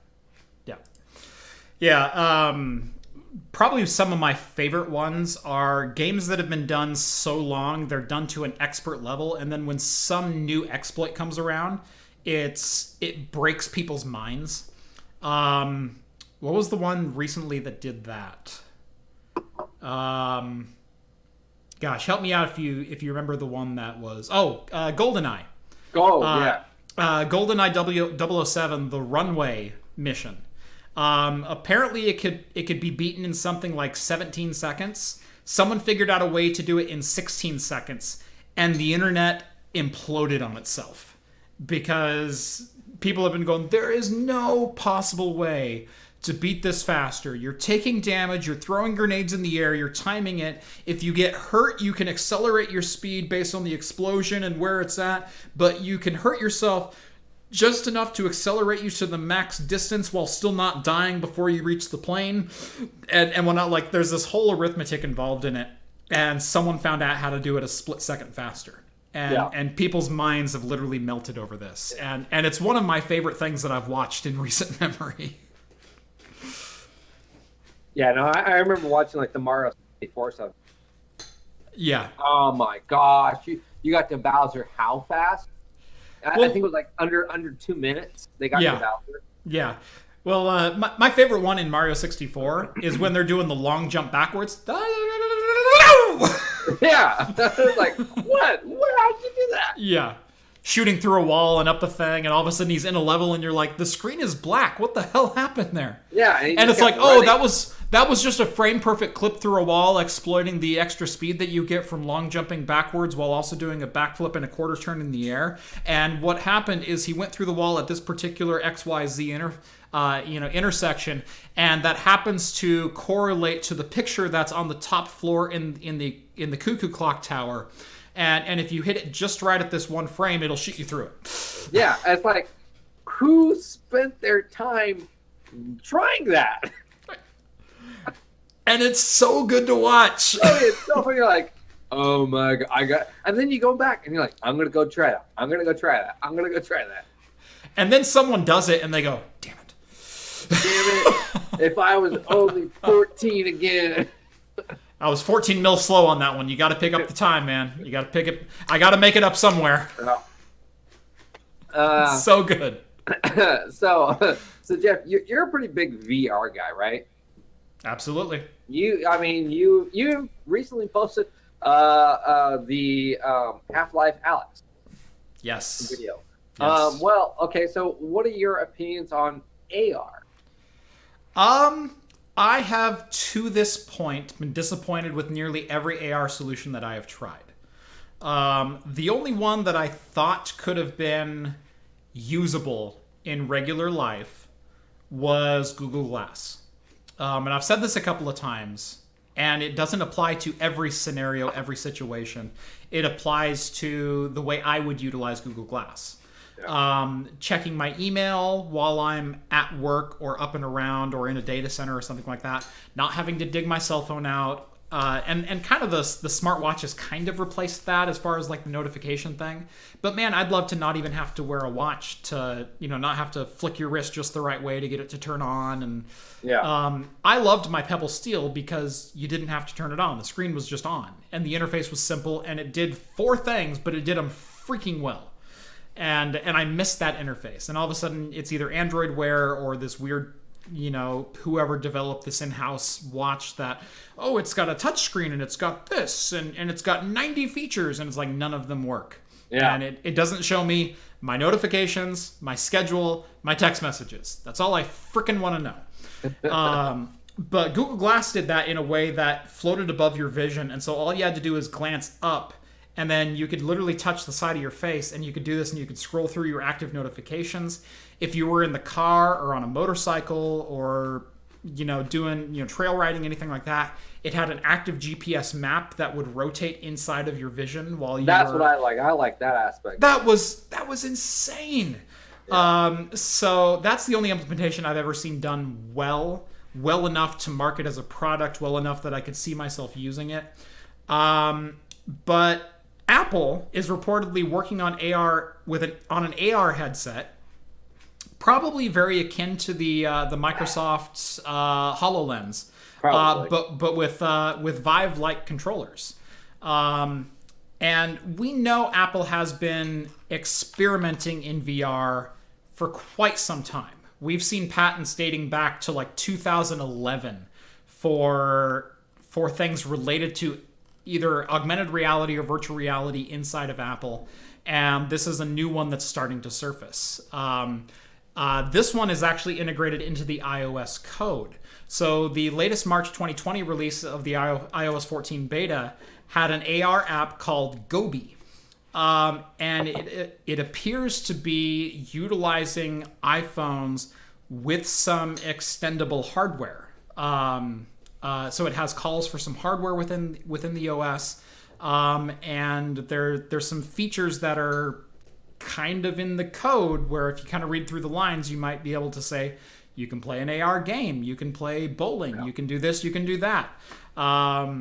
So I'm curious, but skeptical. I'm curious too, but I'm also wondering now. This does look like HTC product, their controller, but I'm wondering if they're going to market it as Apple exclusive. Mm-hmm. This is the Apple version of it, or we have a contract with HTC to state that this is only Apple and you have to buy our product version to do it. It's so special, and they're going to charge you a premium for it. that's what I really don't want to happen. If whatever we're seeing, again, these aren't necessarily true. It's literally just a picture of someone, what this article is stating. A picture of someone saying, hey, this looks like a HTC Vive-like controller. There's no logos. There's nothing on it. Yeah, it looks just like an HTC Vive. I'm sure there's probably some partnership there, because if it wasn't, there would probably be some legal allegations being thrown their way. Right. So the interesting thing is HTC was looking to spin off their VR division not that long ago. And man, if all of a sudden Apple decided to very quietly invest in HTC and then start sharing patent libraries and everything else, and all of a sudden Apple comes out with an HTC Vive, also Steam VR compatible version of an iPhone that will play VR games remotely or mobilely. Yeah. That's a thing. That could totally be a thing. Could be a thing, yeah. Yeah. So, but until we know more, we won't know more. How's that? How's that for a concise summary? There you go. All that we know is what we know at this time. We'll know more at a later time when someone tells us what we should know. Back to you. Yeah. Jeff, what internet provider do you have? I have Xfinity from Comcast. Oh, I remember dealing with Xfinity when my old place and my bar. I didn't really like it, honestly, but it was just what was available and what was best, and I had to pay a big premium for the stuff I needed. I actually tried so hard because Jon contracted with me to do networking service in his bar. I tried so hard to get Jon a regional fiber backbone carrier that literally ran fiber from his bar a block over. Yeah. And they wouldn't terminate to his building. It was. I tried so hard.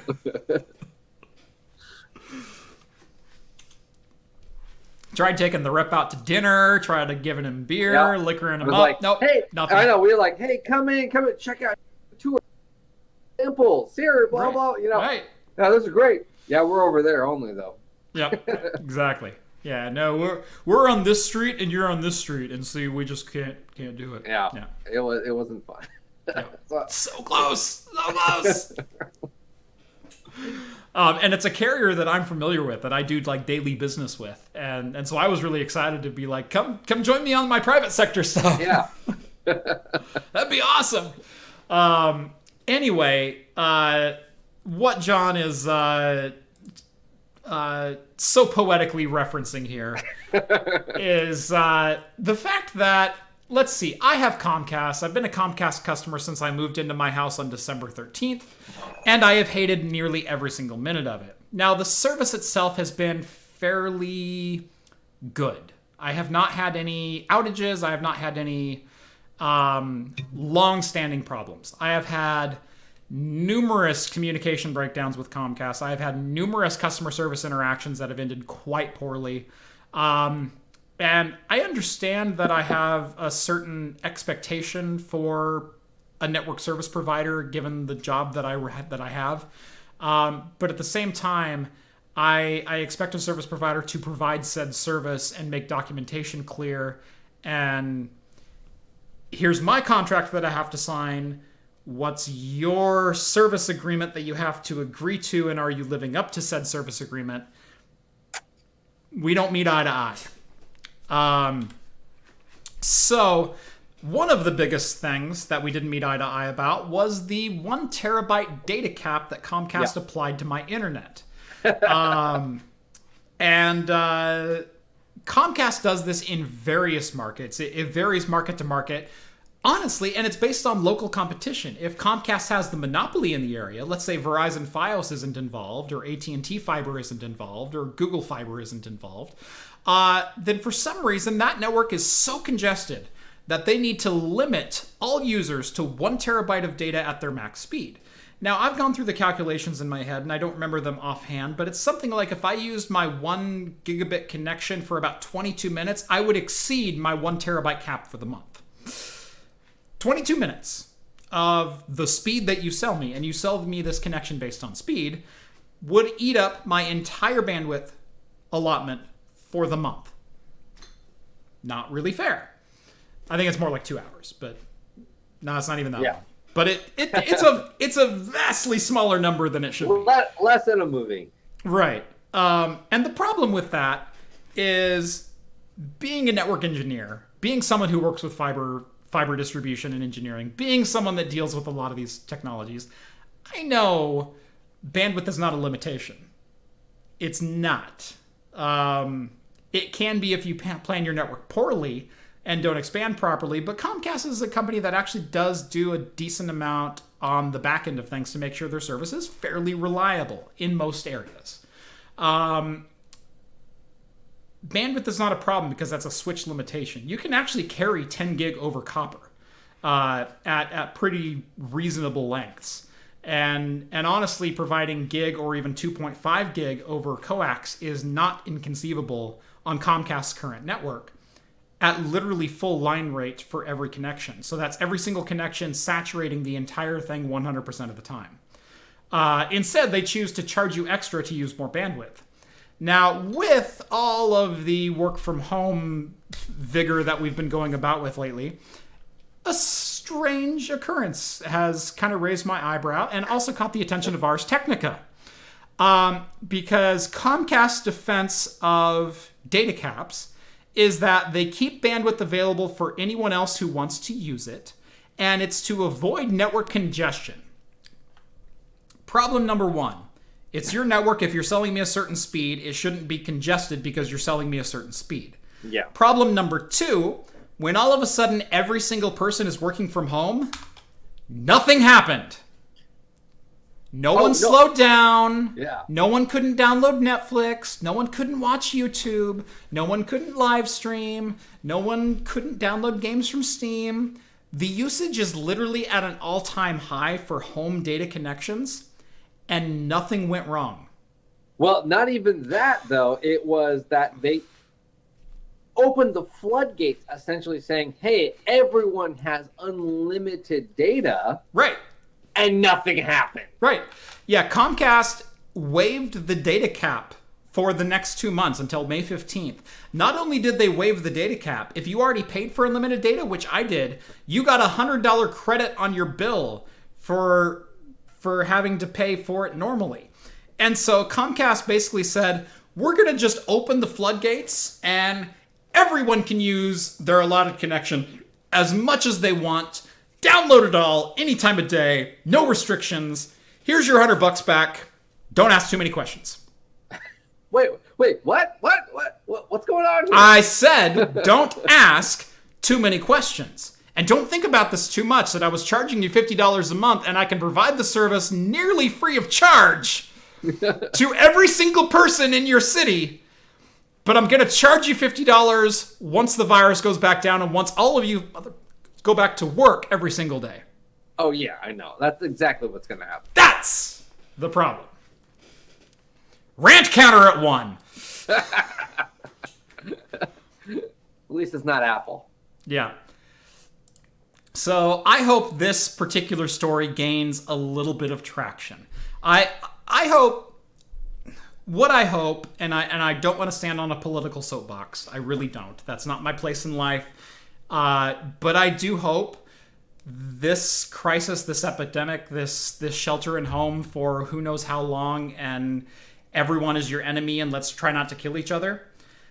I hope this really does change some existing, well, that's the way we've always done it, elements about our society. I really do. Well, I think it will. I do think it will, but I don't think it's going to do it in the long run. I think it's short term because I do remember 10 years ago, Comcast being that way, being, hey, we have 2-tier package, bare minimum, unlimited. That's it. I mean, and it wasn't until recently, I would say like 7 years ago, that they started putting the data cap on. I think this is starting to show when companies are going out and being generous and not showing that they actually hurt. It is showing things that, hey, they can do this.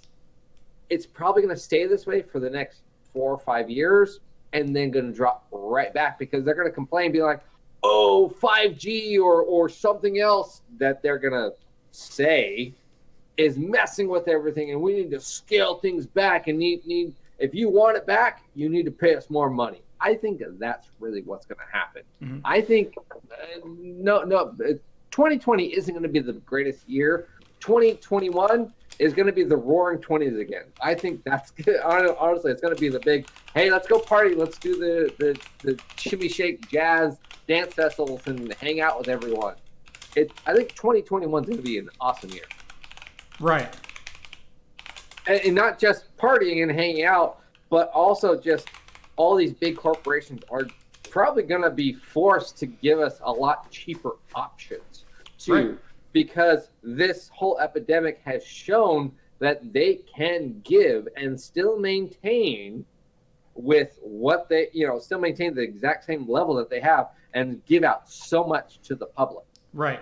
There is so much focus right now on a lot of minimum wage employees who are being deemed essential, who are the only ones at work right now. There's been a lot of focus on healthcare. There's been a lot of focus on insurance. There's been a lot of focus on data. There's been a lot of focus on this and on that. And there are elements of pretty much every single one of the things that I just mentioned that I hope goes through some changes. I'm not going to say what changes, and I'm not going to say I agree with everything that's going on now or everything that, may happen in the future. But I'm saying there are some elements within our society that need to be relooked at. And I'm hoping this kind of pushes a little bit over the edge. I'm hoping this forces a lot of corporations that are literally just price gouging and writing laws to ensure that they get a monopoly. Comcast, Verizon, AT&T, Cox, Turner. You can go down the list of the ISPs and basically say you're lobbying so hard in Washington to make laws that ensure you're the only data provider ever, but you're also not giving the consumers what they need, which is a viable service, or which is a required service for daily life. We've proven the internet is a required service in modern society. It is not an option. It is not a luxury service. It is not an entertainment-only service. It is a vital backbone of everyday life. Yeah. And the fact that we're monopolizing and price gouging that service is disgusting. I will come out on a soapbox and say, for the industry that I work in, that's disgusting. I won't say it for anything else, but I work with a lot of ISPs. I work with fiber runners. I work with a lot of these things. Once the infrastructure's down, it's down and it's down forever. And No, I mean, all major infrastructure, all major technology, even not in our particular world, but just any world is all, hey, let's sync up with some form of technology. Right. So the number of people right now still, they're on house arrest and they're working from home and then driving to Burger King for lunch and then picking up Papa Murphy's for takeout for dinner is disgusting. Yeah. and then going and hoarding toilet paper and belittling, workers at Safeway and Albertsons. That's disgusting. That's a disgusting part of our society, and I hope it changes. So that is as political as I will ever get on this show. I'm not going to say. All right. Yeah. Let's move on because I don't want to dig deeper. All right, let's move on to something a bit more that you and I probably really enjoy. Some pop culture stuff. You need to get some cue music. You need cue music and cue effects that we transition into things. Yeah. Well, it's really fun. Take that ByteMyBits settlement money and invest it. Right, there you go. Well, what's really fun is, I've got the full screen video thing going on here. I added a little secret in that if you were having connection issues, I can say the incoming transmission and I'm not authorized to to view it. So, you'll see it show up in a second on YouTube. So did I skip? Oh, okay. No, just wait a second. It'll show up. Okay. In fact, here it goes. I'm switching scenes now on my feed. But I added some Easter eggs to my LCARs.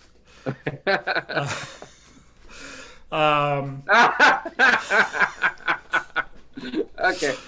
I'm a bit behind, but yeah. Yeah. No, you saw it at the exact same time I did. That's awesome. Okay.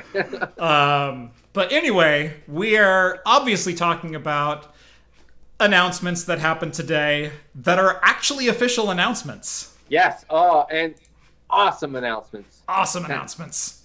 Yes. I'm looking forward to this. There was kind of a spoiler a day or two ago for this.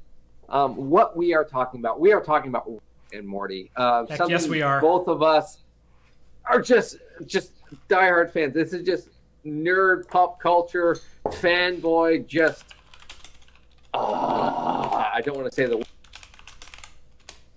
That whole show is fantastic, and it is coming back. It has officially been announced. Mid-season, the rest of the season is coming back May 3rd. Woo!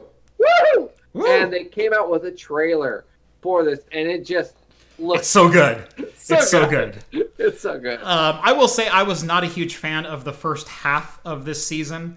The toilet episode was probably the best. Really? I thought the toilet was best. Because and even the toilet got a little bit weird at times. And the reason being is I think the first half of this season fell into the same traps that a lot of the Seth MacFarlane cartoons fall into. The Family Guy, American Dad, Cleveland Show, go down his list of achievements and whatnot.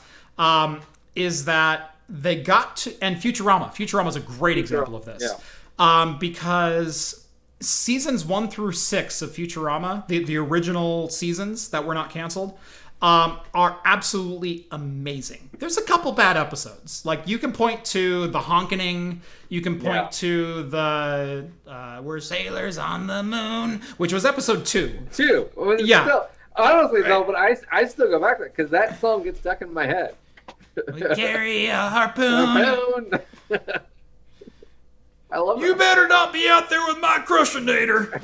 Right. Yeah, you gotta whine and like that. It's fantastic. Oh, and again, that episode has some of the most famous lines. It does.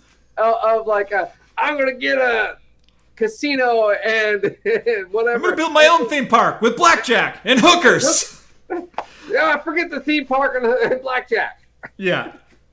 Forget the theme park and the blackjack. Right. No, it's so good. And that we hold up as like a bad episode of the original Futurama. And in fairness, it still did a lot of character development. Like, you learned who these characters were. But the problem with like season 7 and 8, when Comedy Central took them back over, is all of a sudden the individual characters still had their same voices, but they were not the same characters. They were devices to develop a plot line that the writers found funny, but they didn't act as that character would act.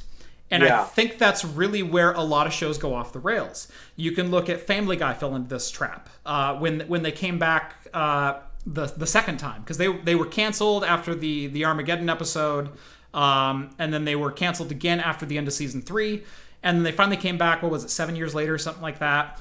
And the first episode was Passion of the Christ 2, Crucify This, and the callbacks were ridiculous, and the characters just said whatever the bloody heck would further the plot line along. And then even the jump away cuts didn't make sense to the main, to what the character.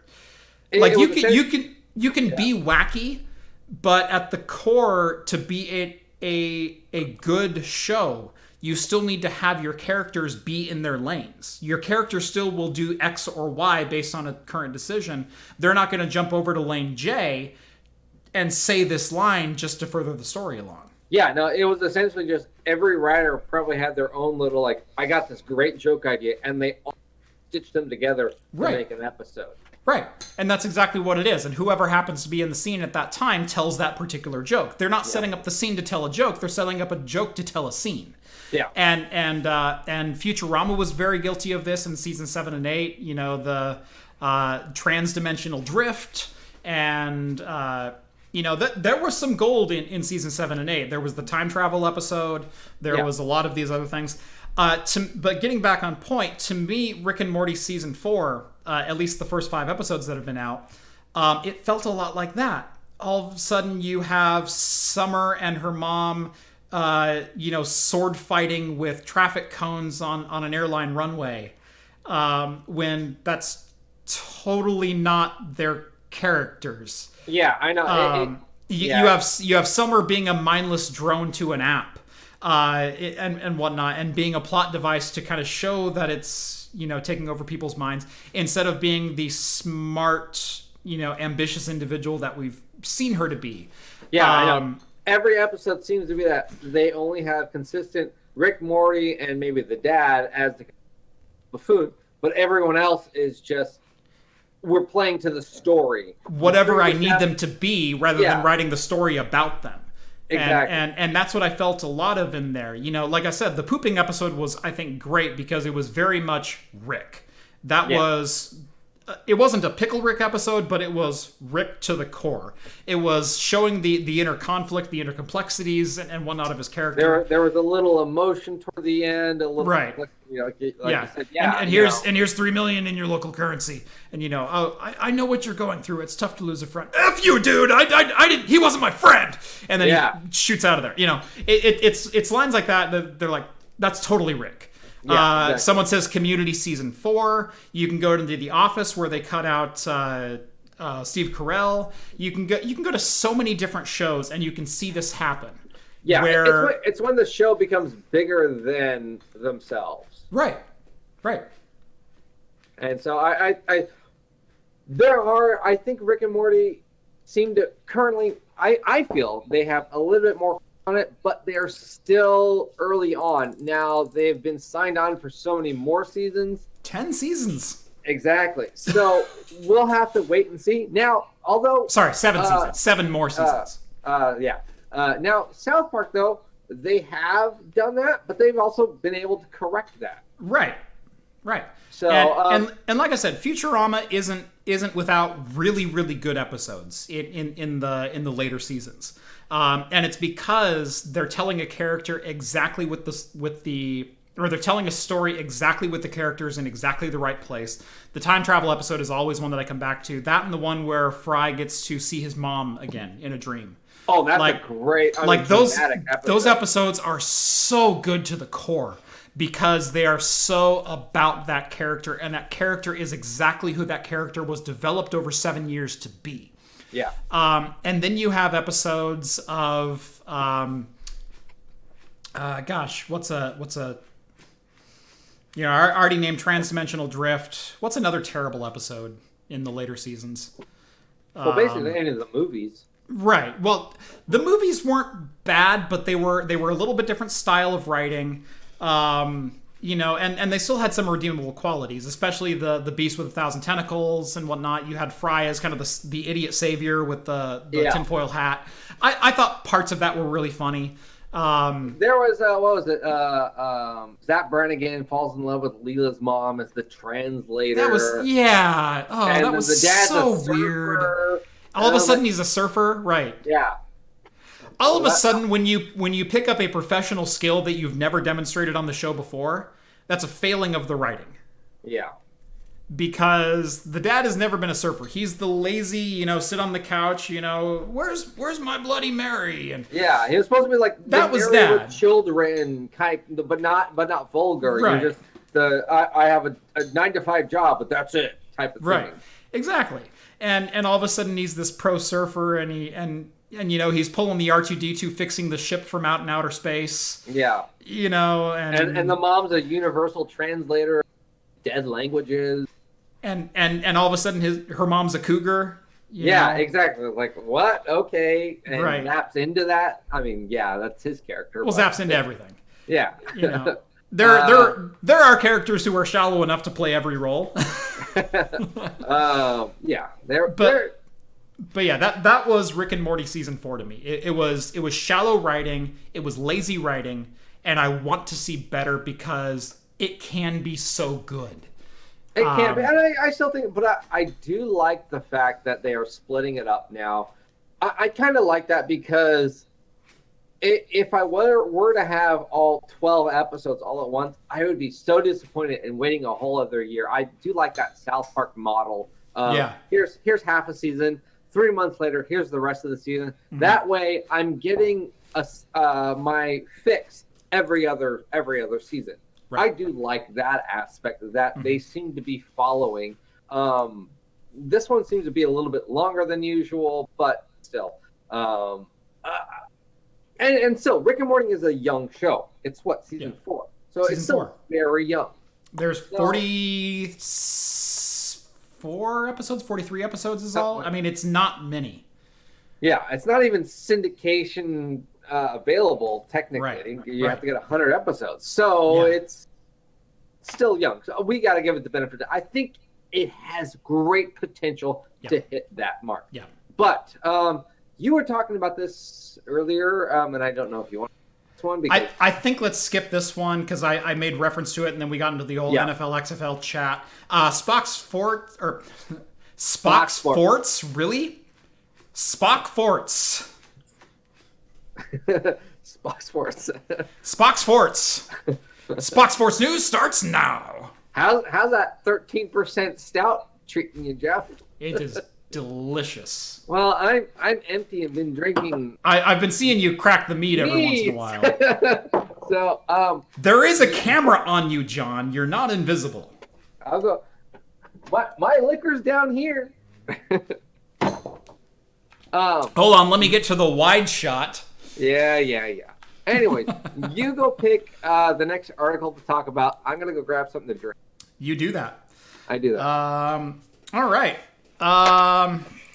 Shoot. There we go. Remember, your mic is still on. We can still hear you. He can't hear me.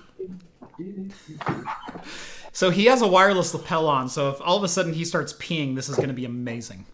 And my finger is on the mute button, just in case. Anyway, Nintendo is reportedly, according to IGN, readying remasters... readying remasters of... there we go, I muted him. Of Super Mario Brothers classic games for the Super Mario Brothers 35th anniversary. What's really funny is I can still hear John, but you guys can't. And I think he realized he has his lapel on.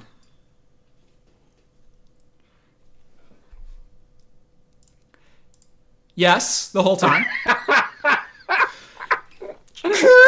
Okay, let's see. I want to get a good one in here. As soon as you put your headphones down, I went, John, your mic is still on, and you're already down and gone. And I went, I'm going to hover my finger over the mute button just in case he needs to go relieve himself. And then and then all of a sudden I hear like the oh god. Oh, that's a good one. I should bring that one out. Whoops, my bad. That was a complete naked gun. All right, I'm gonna go. John, what are you drinking tonight? I'm not embarrassed, honestly. I'm gonna go with a new Stone Peak Condition hazy double India Pale Ale added with passion fruit and orange and guava. So basically a pog. They just didn't want to call it that. So I'll probably actually even have a new Stone because they sent me a beer and I would like to review it soon. Probably release Friday. Nice. For that. Very cool. Oh wow! Look at that color. Look at that color. Holy crap! That is. That's like you knocked a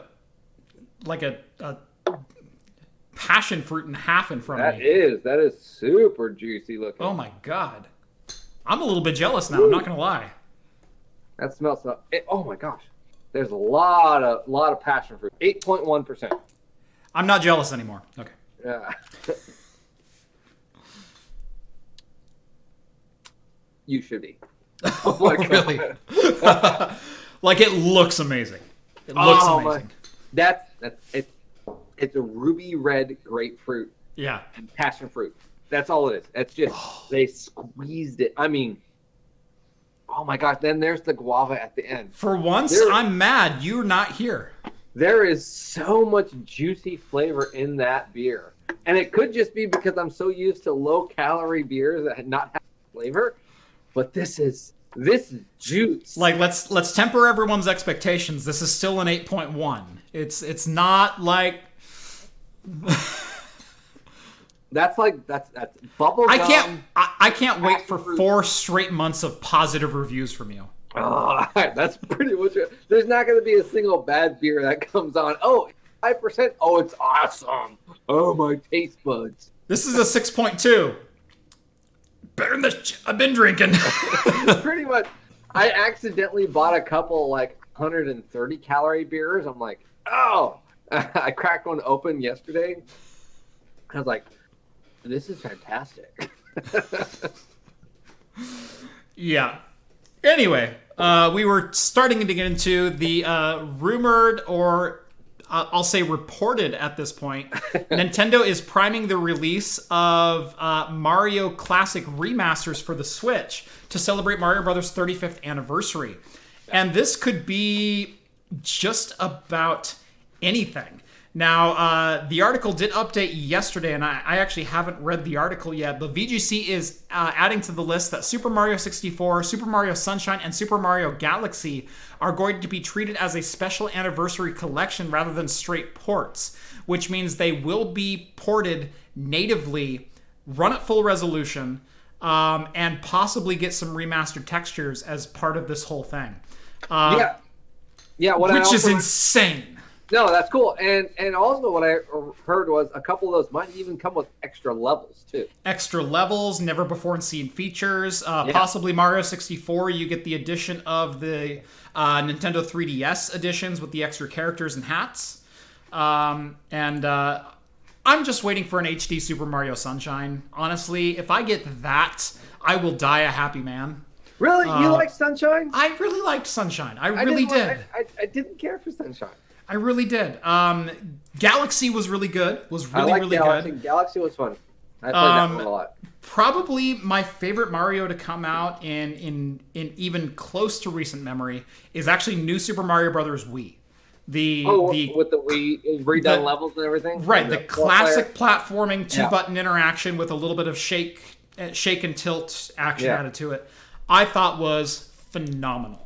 I like that. And it is absolutely my favorite genre of Super Mario Brothers. I like that one as far as a party game, and because it wasn't necessarily a party like Mario Party or Mario games.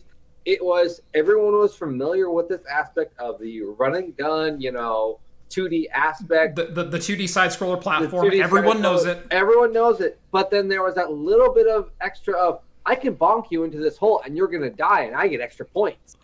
They're like, what? You can do that? Yes. So, John, you know my buddy TJ. Oh, quite well. Yeah, you know my buddy TJ. Me and that crew spent, I think, 11 straight hours playing New Super Mario Brothers Wii when it came out. Yeah. And we spent the entire 11-hour session literally just throwing each other off cliffs. We made it to World 6 without using a single continue. When all of a sudden all 3 people are dead and this one guy left and he's small and he's hovering over lava, all of a sudden we're rooting for that guy. But the rest of the time it's just whoop, whoop, whoop. Stomping on people and throwing each other off cliffs and stealing power-ups and lives and everything else. That was one epic party. It was 4 of us just with Wii controllers on a rear projection SD TV. Oh yeah, no, that type of stuff is always fun. Yeah. Yeah, actually, I talked to Matt recently. Yeah? So, he's doing good. Anyway. Good.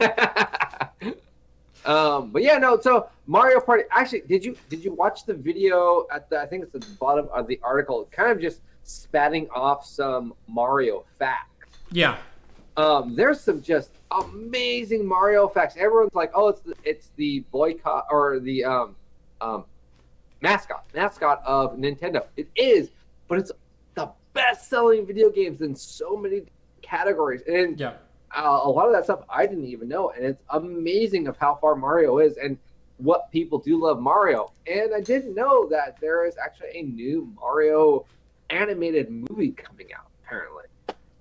I did not know that. Yeah, it's the same people who made the first Mario movie? Not the first Mario movie. That's oh, come on! But yeah, that's exactly what that is. But no, apparently there's an animated one by... I like how I landed that perfectly. Look at that mustache. The Illumination. Why, thank you. The same people that did the Despicable Me and Minions. Okay. So apparently they're doing a Mario, supposedly coming out 2021. Interesting.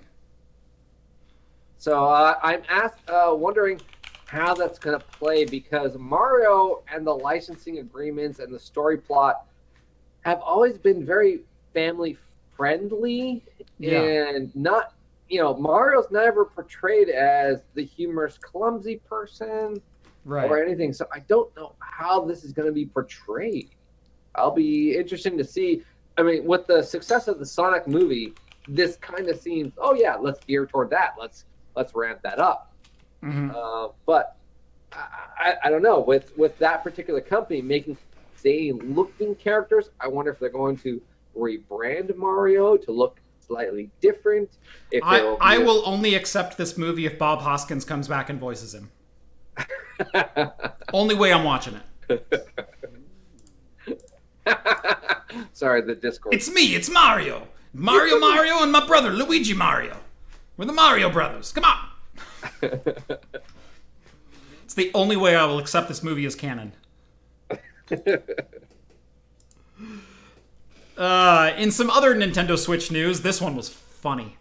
Did you ever play the Jedi Knight series of games, formerly the Dark Forces series of games? I did not. Okay. So there was Dark Forces. There was Dark Forces 2 Jedi Knight. And Jedi Knight was so good, it became the Jedi Knight series of games. So it became Jedi Knight, or Jedi Knight 2 Jedi Outcast. And then later on, there was an add-on for that called Jedi Knight Jedi Academy. So there's like a 1, a 1A, a 2A, and a 3A. It's weird. It's a weird... Yeah. Anyway, so Jedi Academy recently launched for Switch, as Jedi Outcast launched this last year. I remember that. Yeah.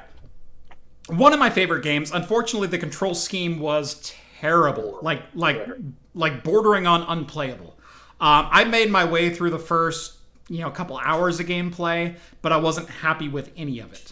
And it really is, in my opinion, a lazy port, where it's literally the Quake 3 engine running on the Switch, and they remapped the controls and called it a day.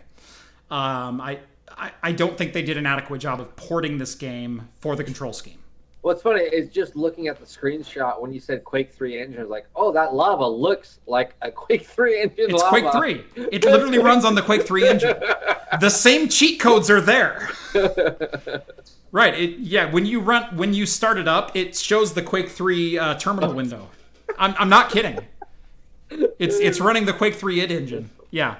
Anyway, so Jedi Academy launched for the Switch earlier this week, and it didn't take long for veteran PC players to start invading the console games and literally creating a bloodbath on the online multiplayer. I love this. I love this article. I love this article because it's so good. It's so good. I mean, how many times have you or I or anyone having to defend PC gaming versus console gaming? Right. Of like, oh no, man, this game on the console. If you just only had this, it's like, no, you don't understand. If I had a PC, a mouse and keyboard, I would destroy you. All of the console gamers going, we want multi-platform support, and all the PC gamers going, really? We'll take it. Trust me, we will take it. Okay, we'll play with you. We'll play in your sandbox. The guy that's like the lowest player on a console or on a PC is like ranked number 1, number 2 on a console.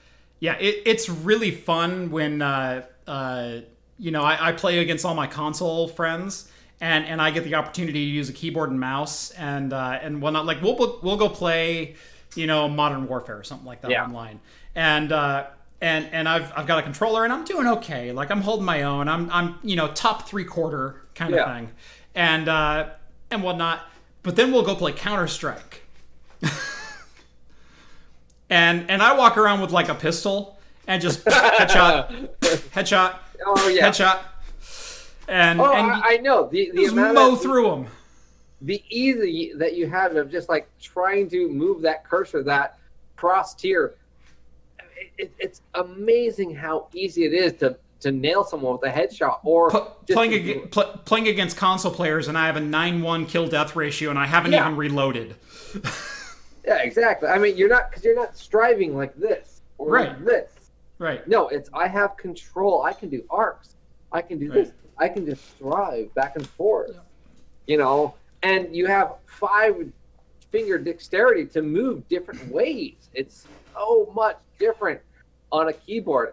Even back when PlayStation 2, because PlayStation 2 used to have a couple of games that had options for keyboards. And I remember, I think it was Call of Duty, or I don't remember, might have been a different first-person shooter. It might have been Unreal Tournament. And it was on PS2. And my friends, I said, hey, honestly, you give me a keyboard mouse, I'd kill you. Yeah. And they went and purchased the keyboard mouse for the PlayStation 2.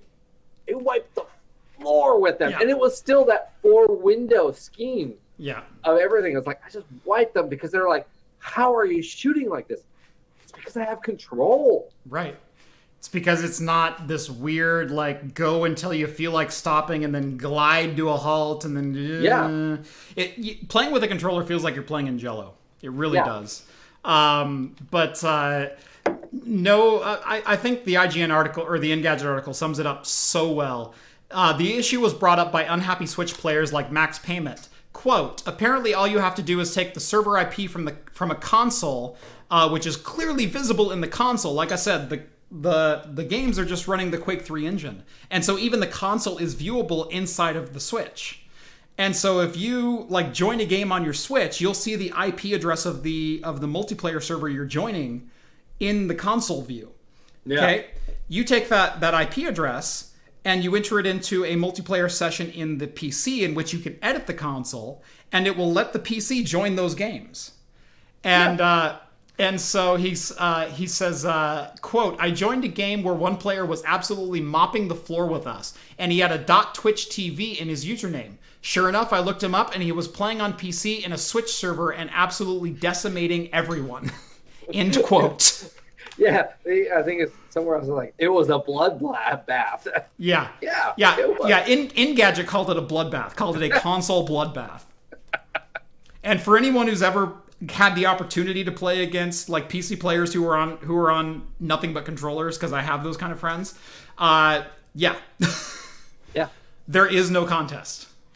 Oh yeah, no. I mean, the control is just insane, and that's really what it comes down to. But speaking of games, now you released a video actually recently, like I said earlier, of VR Alex. Mm-hmm. And honestly, that game looks amazing. I wish I had time to play. Yeah. That's awesome.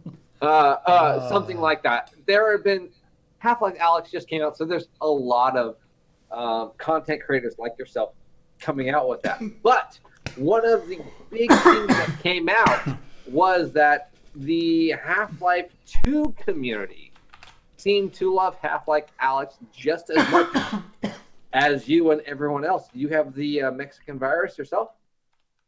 No, I literally swallowed that stout raw. Okay, so they ended up, he's off for a second.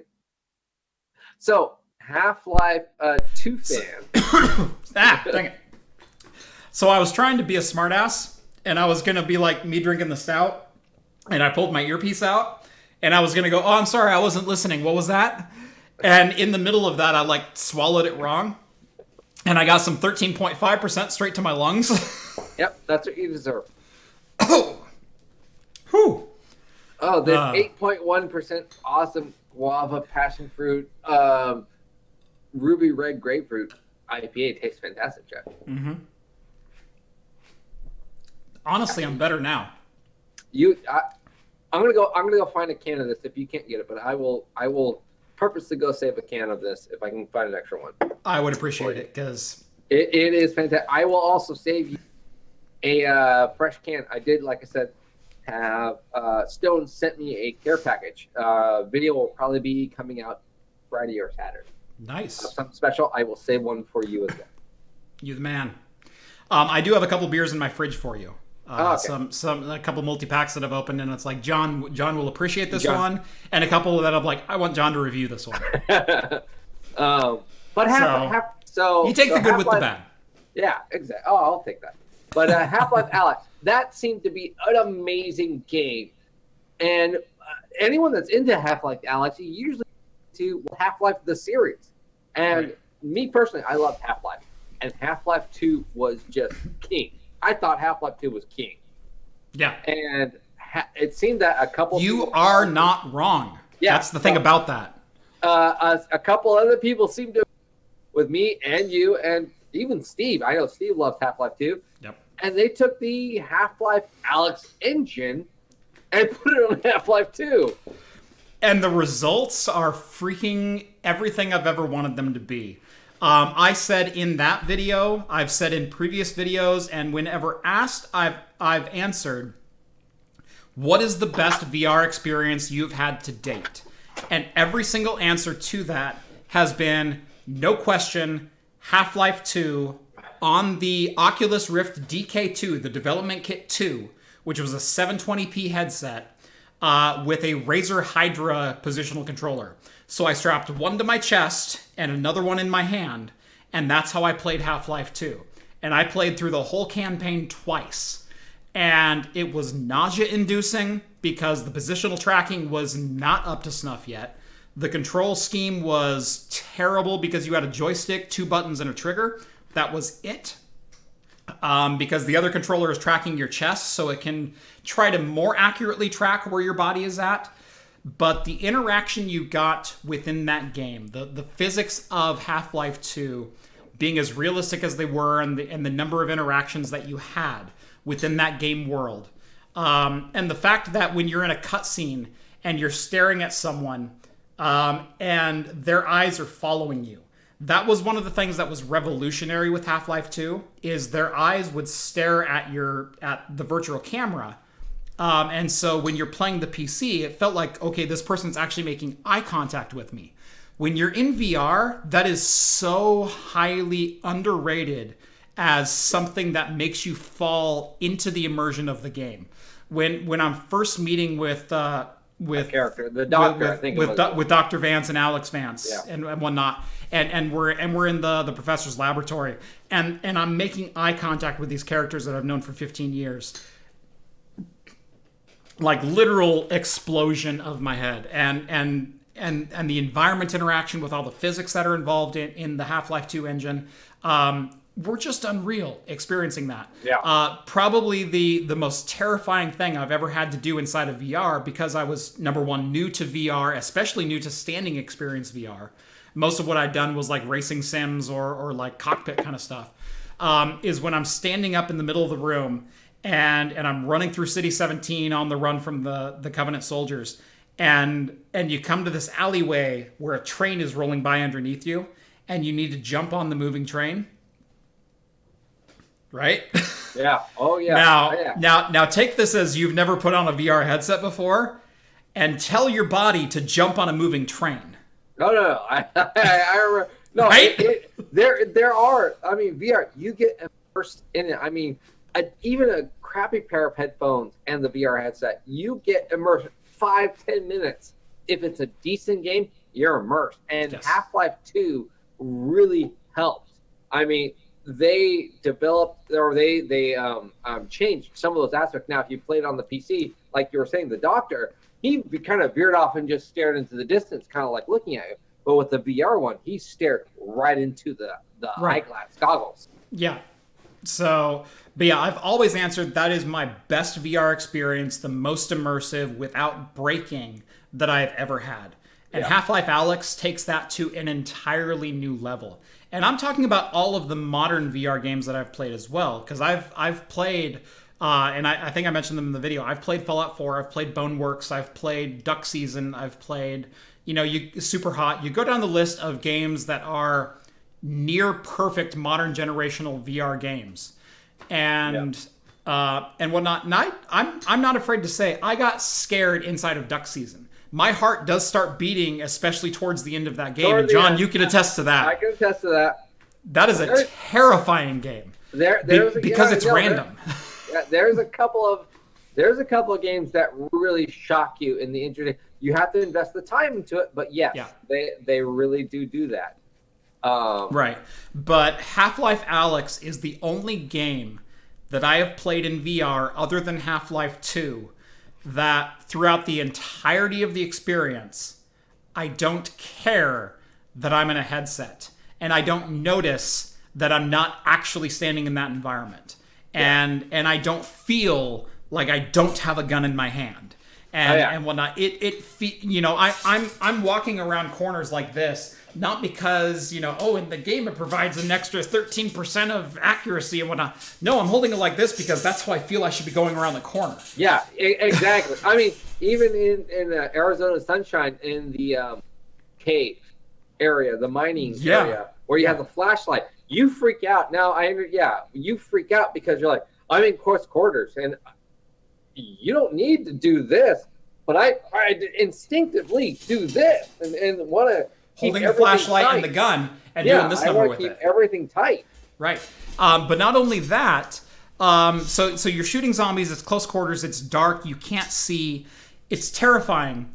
But in Arizona Sunshine, your movement is teleportation. Yeah. And even when you turn on smooth locomotion, it doesn't feel smooth, it doesn't feel fluid or natural. Half-Life Alyx is not only the best visuals I've ever seen in VR and the most immersive control set I've ever seen in VR, it is also the best, I'll say, locomotion dynamics I have ever seen in VR. Yeah. I feel as if I'm moving. I feel as if I'm crouching. I feel as if I'm leaning against this concrete block for cover, that I can actually lean against this concrete block for cover and shoot over my head and do all the actions that are required. Because in games like Super Hot, I'll duck under the pool table, but I know I can clip through the pool table and exploit the game and shoot the bad guys from underneath there and never get shot. You can lift your hand up and be like, pop. Right. But in Half-Life, that never crosses my mind. It feels like I'm in that environment and I am stuck in a room with Jeff. Yeah. For those who have played Half-Life Alyx. Yeah. Now, with that in mind, though, now there to a very exciting news. Half-Life 4 has been announced. Yes, Valve has confirmed it is not it's down. It's coming. It's coming to us, and I do believe it is because of Half-Life Alyx and the huge spike in popularity within 1 to 2 weeks that it's been out. I think 1 week. 1 week it's been out. It's sold something like 700,000 copies and had almost that number of concurrent players at one time. I mean, it's insane. Yeah. Valve proves it can't count to 3, instead skips directly to 4, a la Windows. Windows can't count to 9, and neither can Mac. Yeah. But, Jeff's on the hiccups now. Yeah, time. 2 hours, 16 minutes. Yeah, I was fighting them. It was like little gas bubbles, and all of a sudden it's hiccups. We had a few, but now it's pretty obvious. Shut up. Shut up. Hey, we're not doing Picard, so we're fine. We're done. Yeah. So, obviously, this is an April Fool's joke, unfortunately. Yeah, I know. Valve knows very well that we're expecting something, and they better deliver us Half-Life 3. I will say Half-Life Alyx, swell consolation prize. It is. I really, when this came out, I tried to find like best April Fool's tech jokes. Unfortunately, with this year, it was kind of lackluster because of what's going on. I don't think a lot of people were going to joking better. Right. This one wasn't bad. I think though with this one, I think probably took it serious. Yeah, some people probably took it seriously. I knew immediately it was a joke.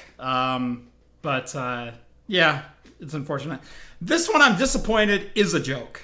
I will say. I guess that was more of my point. It was this next story. Oh, okay. I'm disappointed that the story we're segueing to, which I was trying to nail perfectly, and you abolished. I am disappointed that this is a joke because I love a heavy mouse, and I was looking forward to a 1 kilo mouse. I thought this was real. No, this is a joke too. I thought this was totally real and totally of this. Yeah.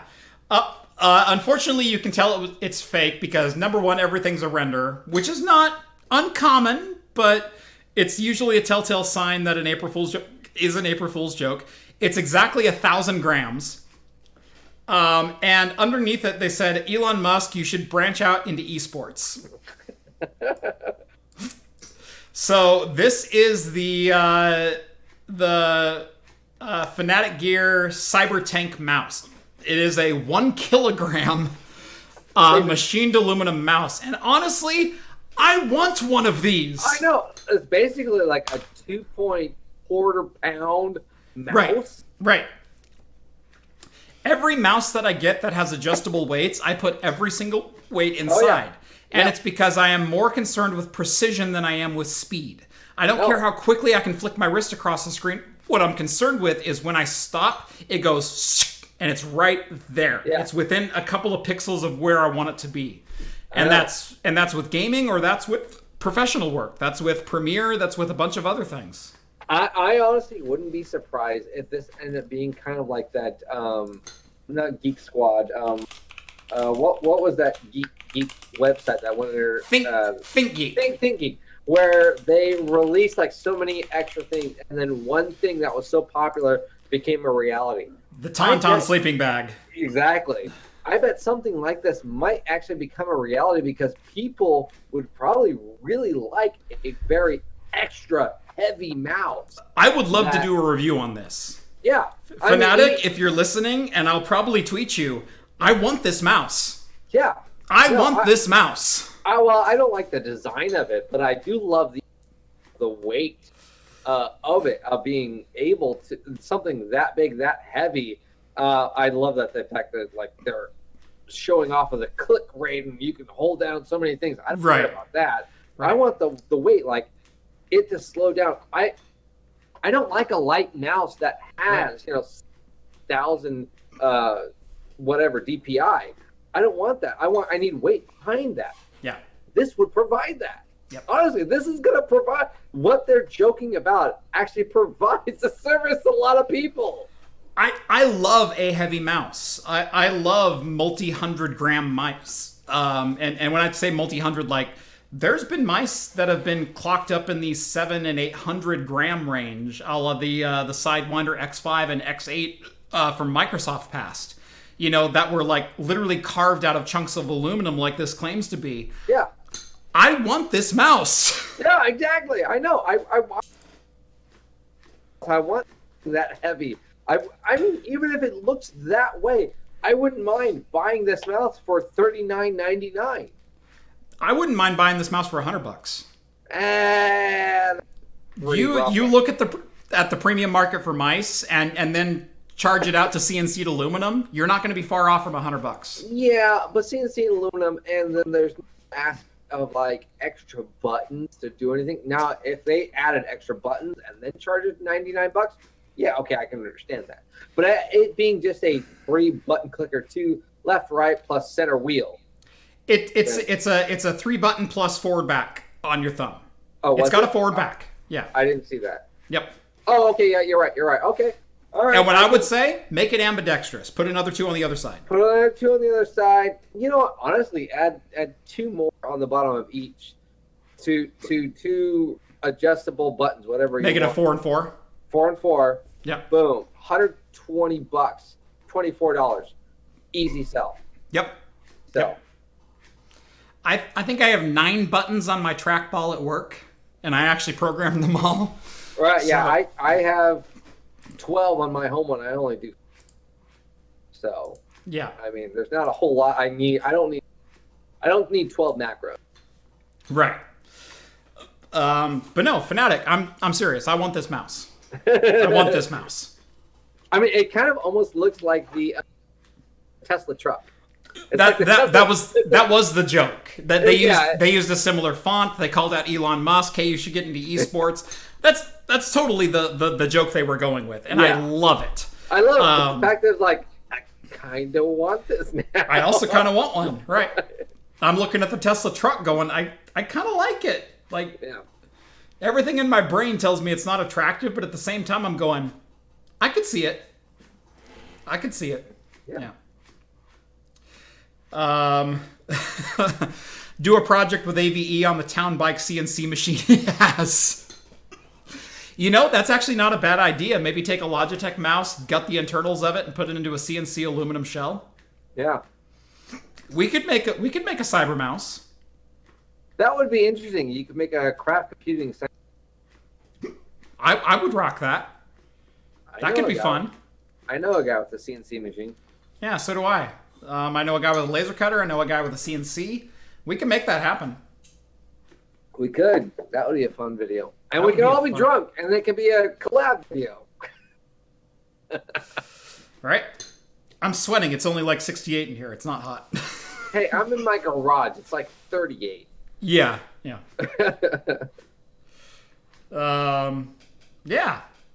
So that's been a stream. It's 10:26. Yeah, exactly. Right, man. Jeez. What's really nice is you don't have to drive home, and neither do I.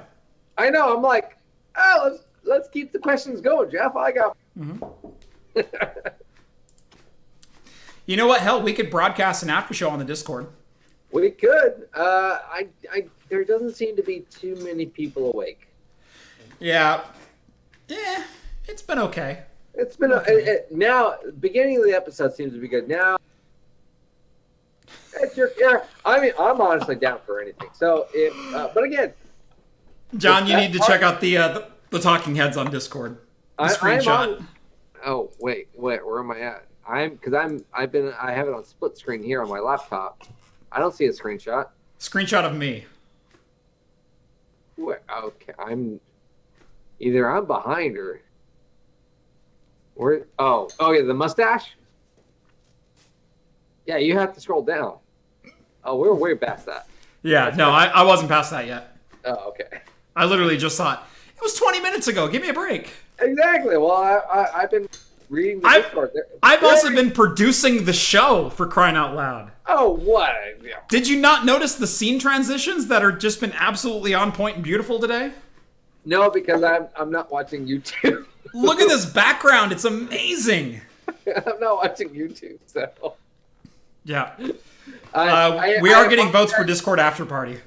I apologize for the YouTube commenters. I've not been paying attention to you. So my bad. I have been paying attention to the YouTube commenters. El Polo Diablo. Oh, wait, that's Steve. 82 Celica. I know you've been around quite a few times. I do recognize you. Sakura Kinomoto. LOL Drugs. I like that one. Nice Bryce. Machionas. Sybil, you've been around forever. You're also on the Discord. Thank you. I've been paying attention. There's still people chatting. All right. Well, I mean, I'm down to do whatever. I'm home, so I can do whatever. Right. The world is my oyster, yeah. And also happens to be a bottle opener. I got a couple of those around here. Yeah. I might be able to do another half hour, 45 minutes on Discord. I'm good to go. My family's asleep now, so. I'm working from home. Who cares? So we may do a Discord after party if you want to join in. Get in the link down in the video description to my Patreon.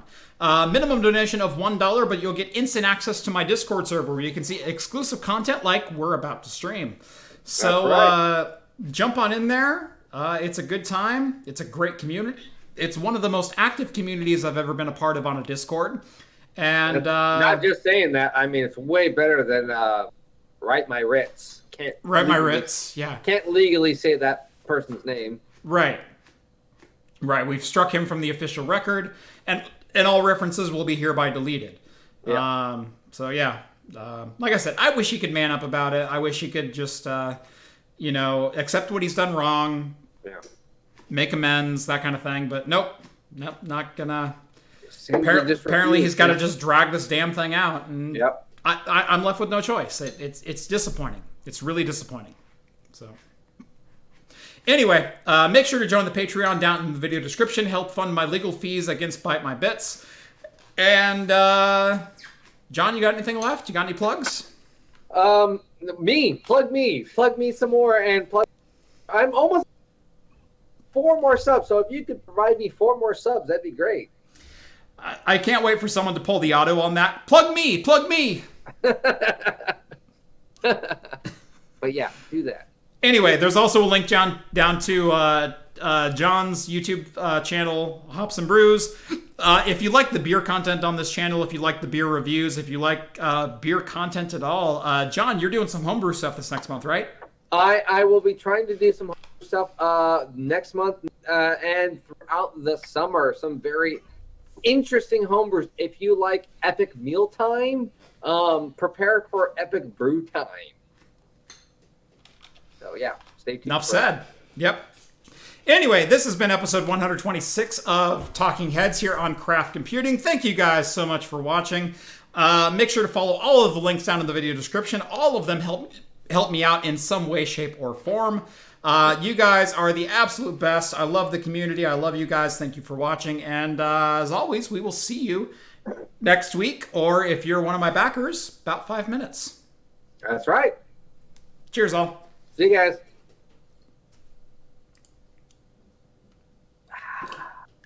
Mm.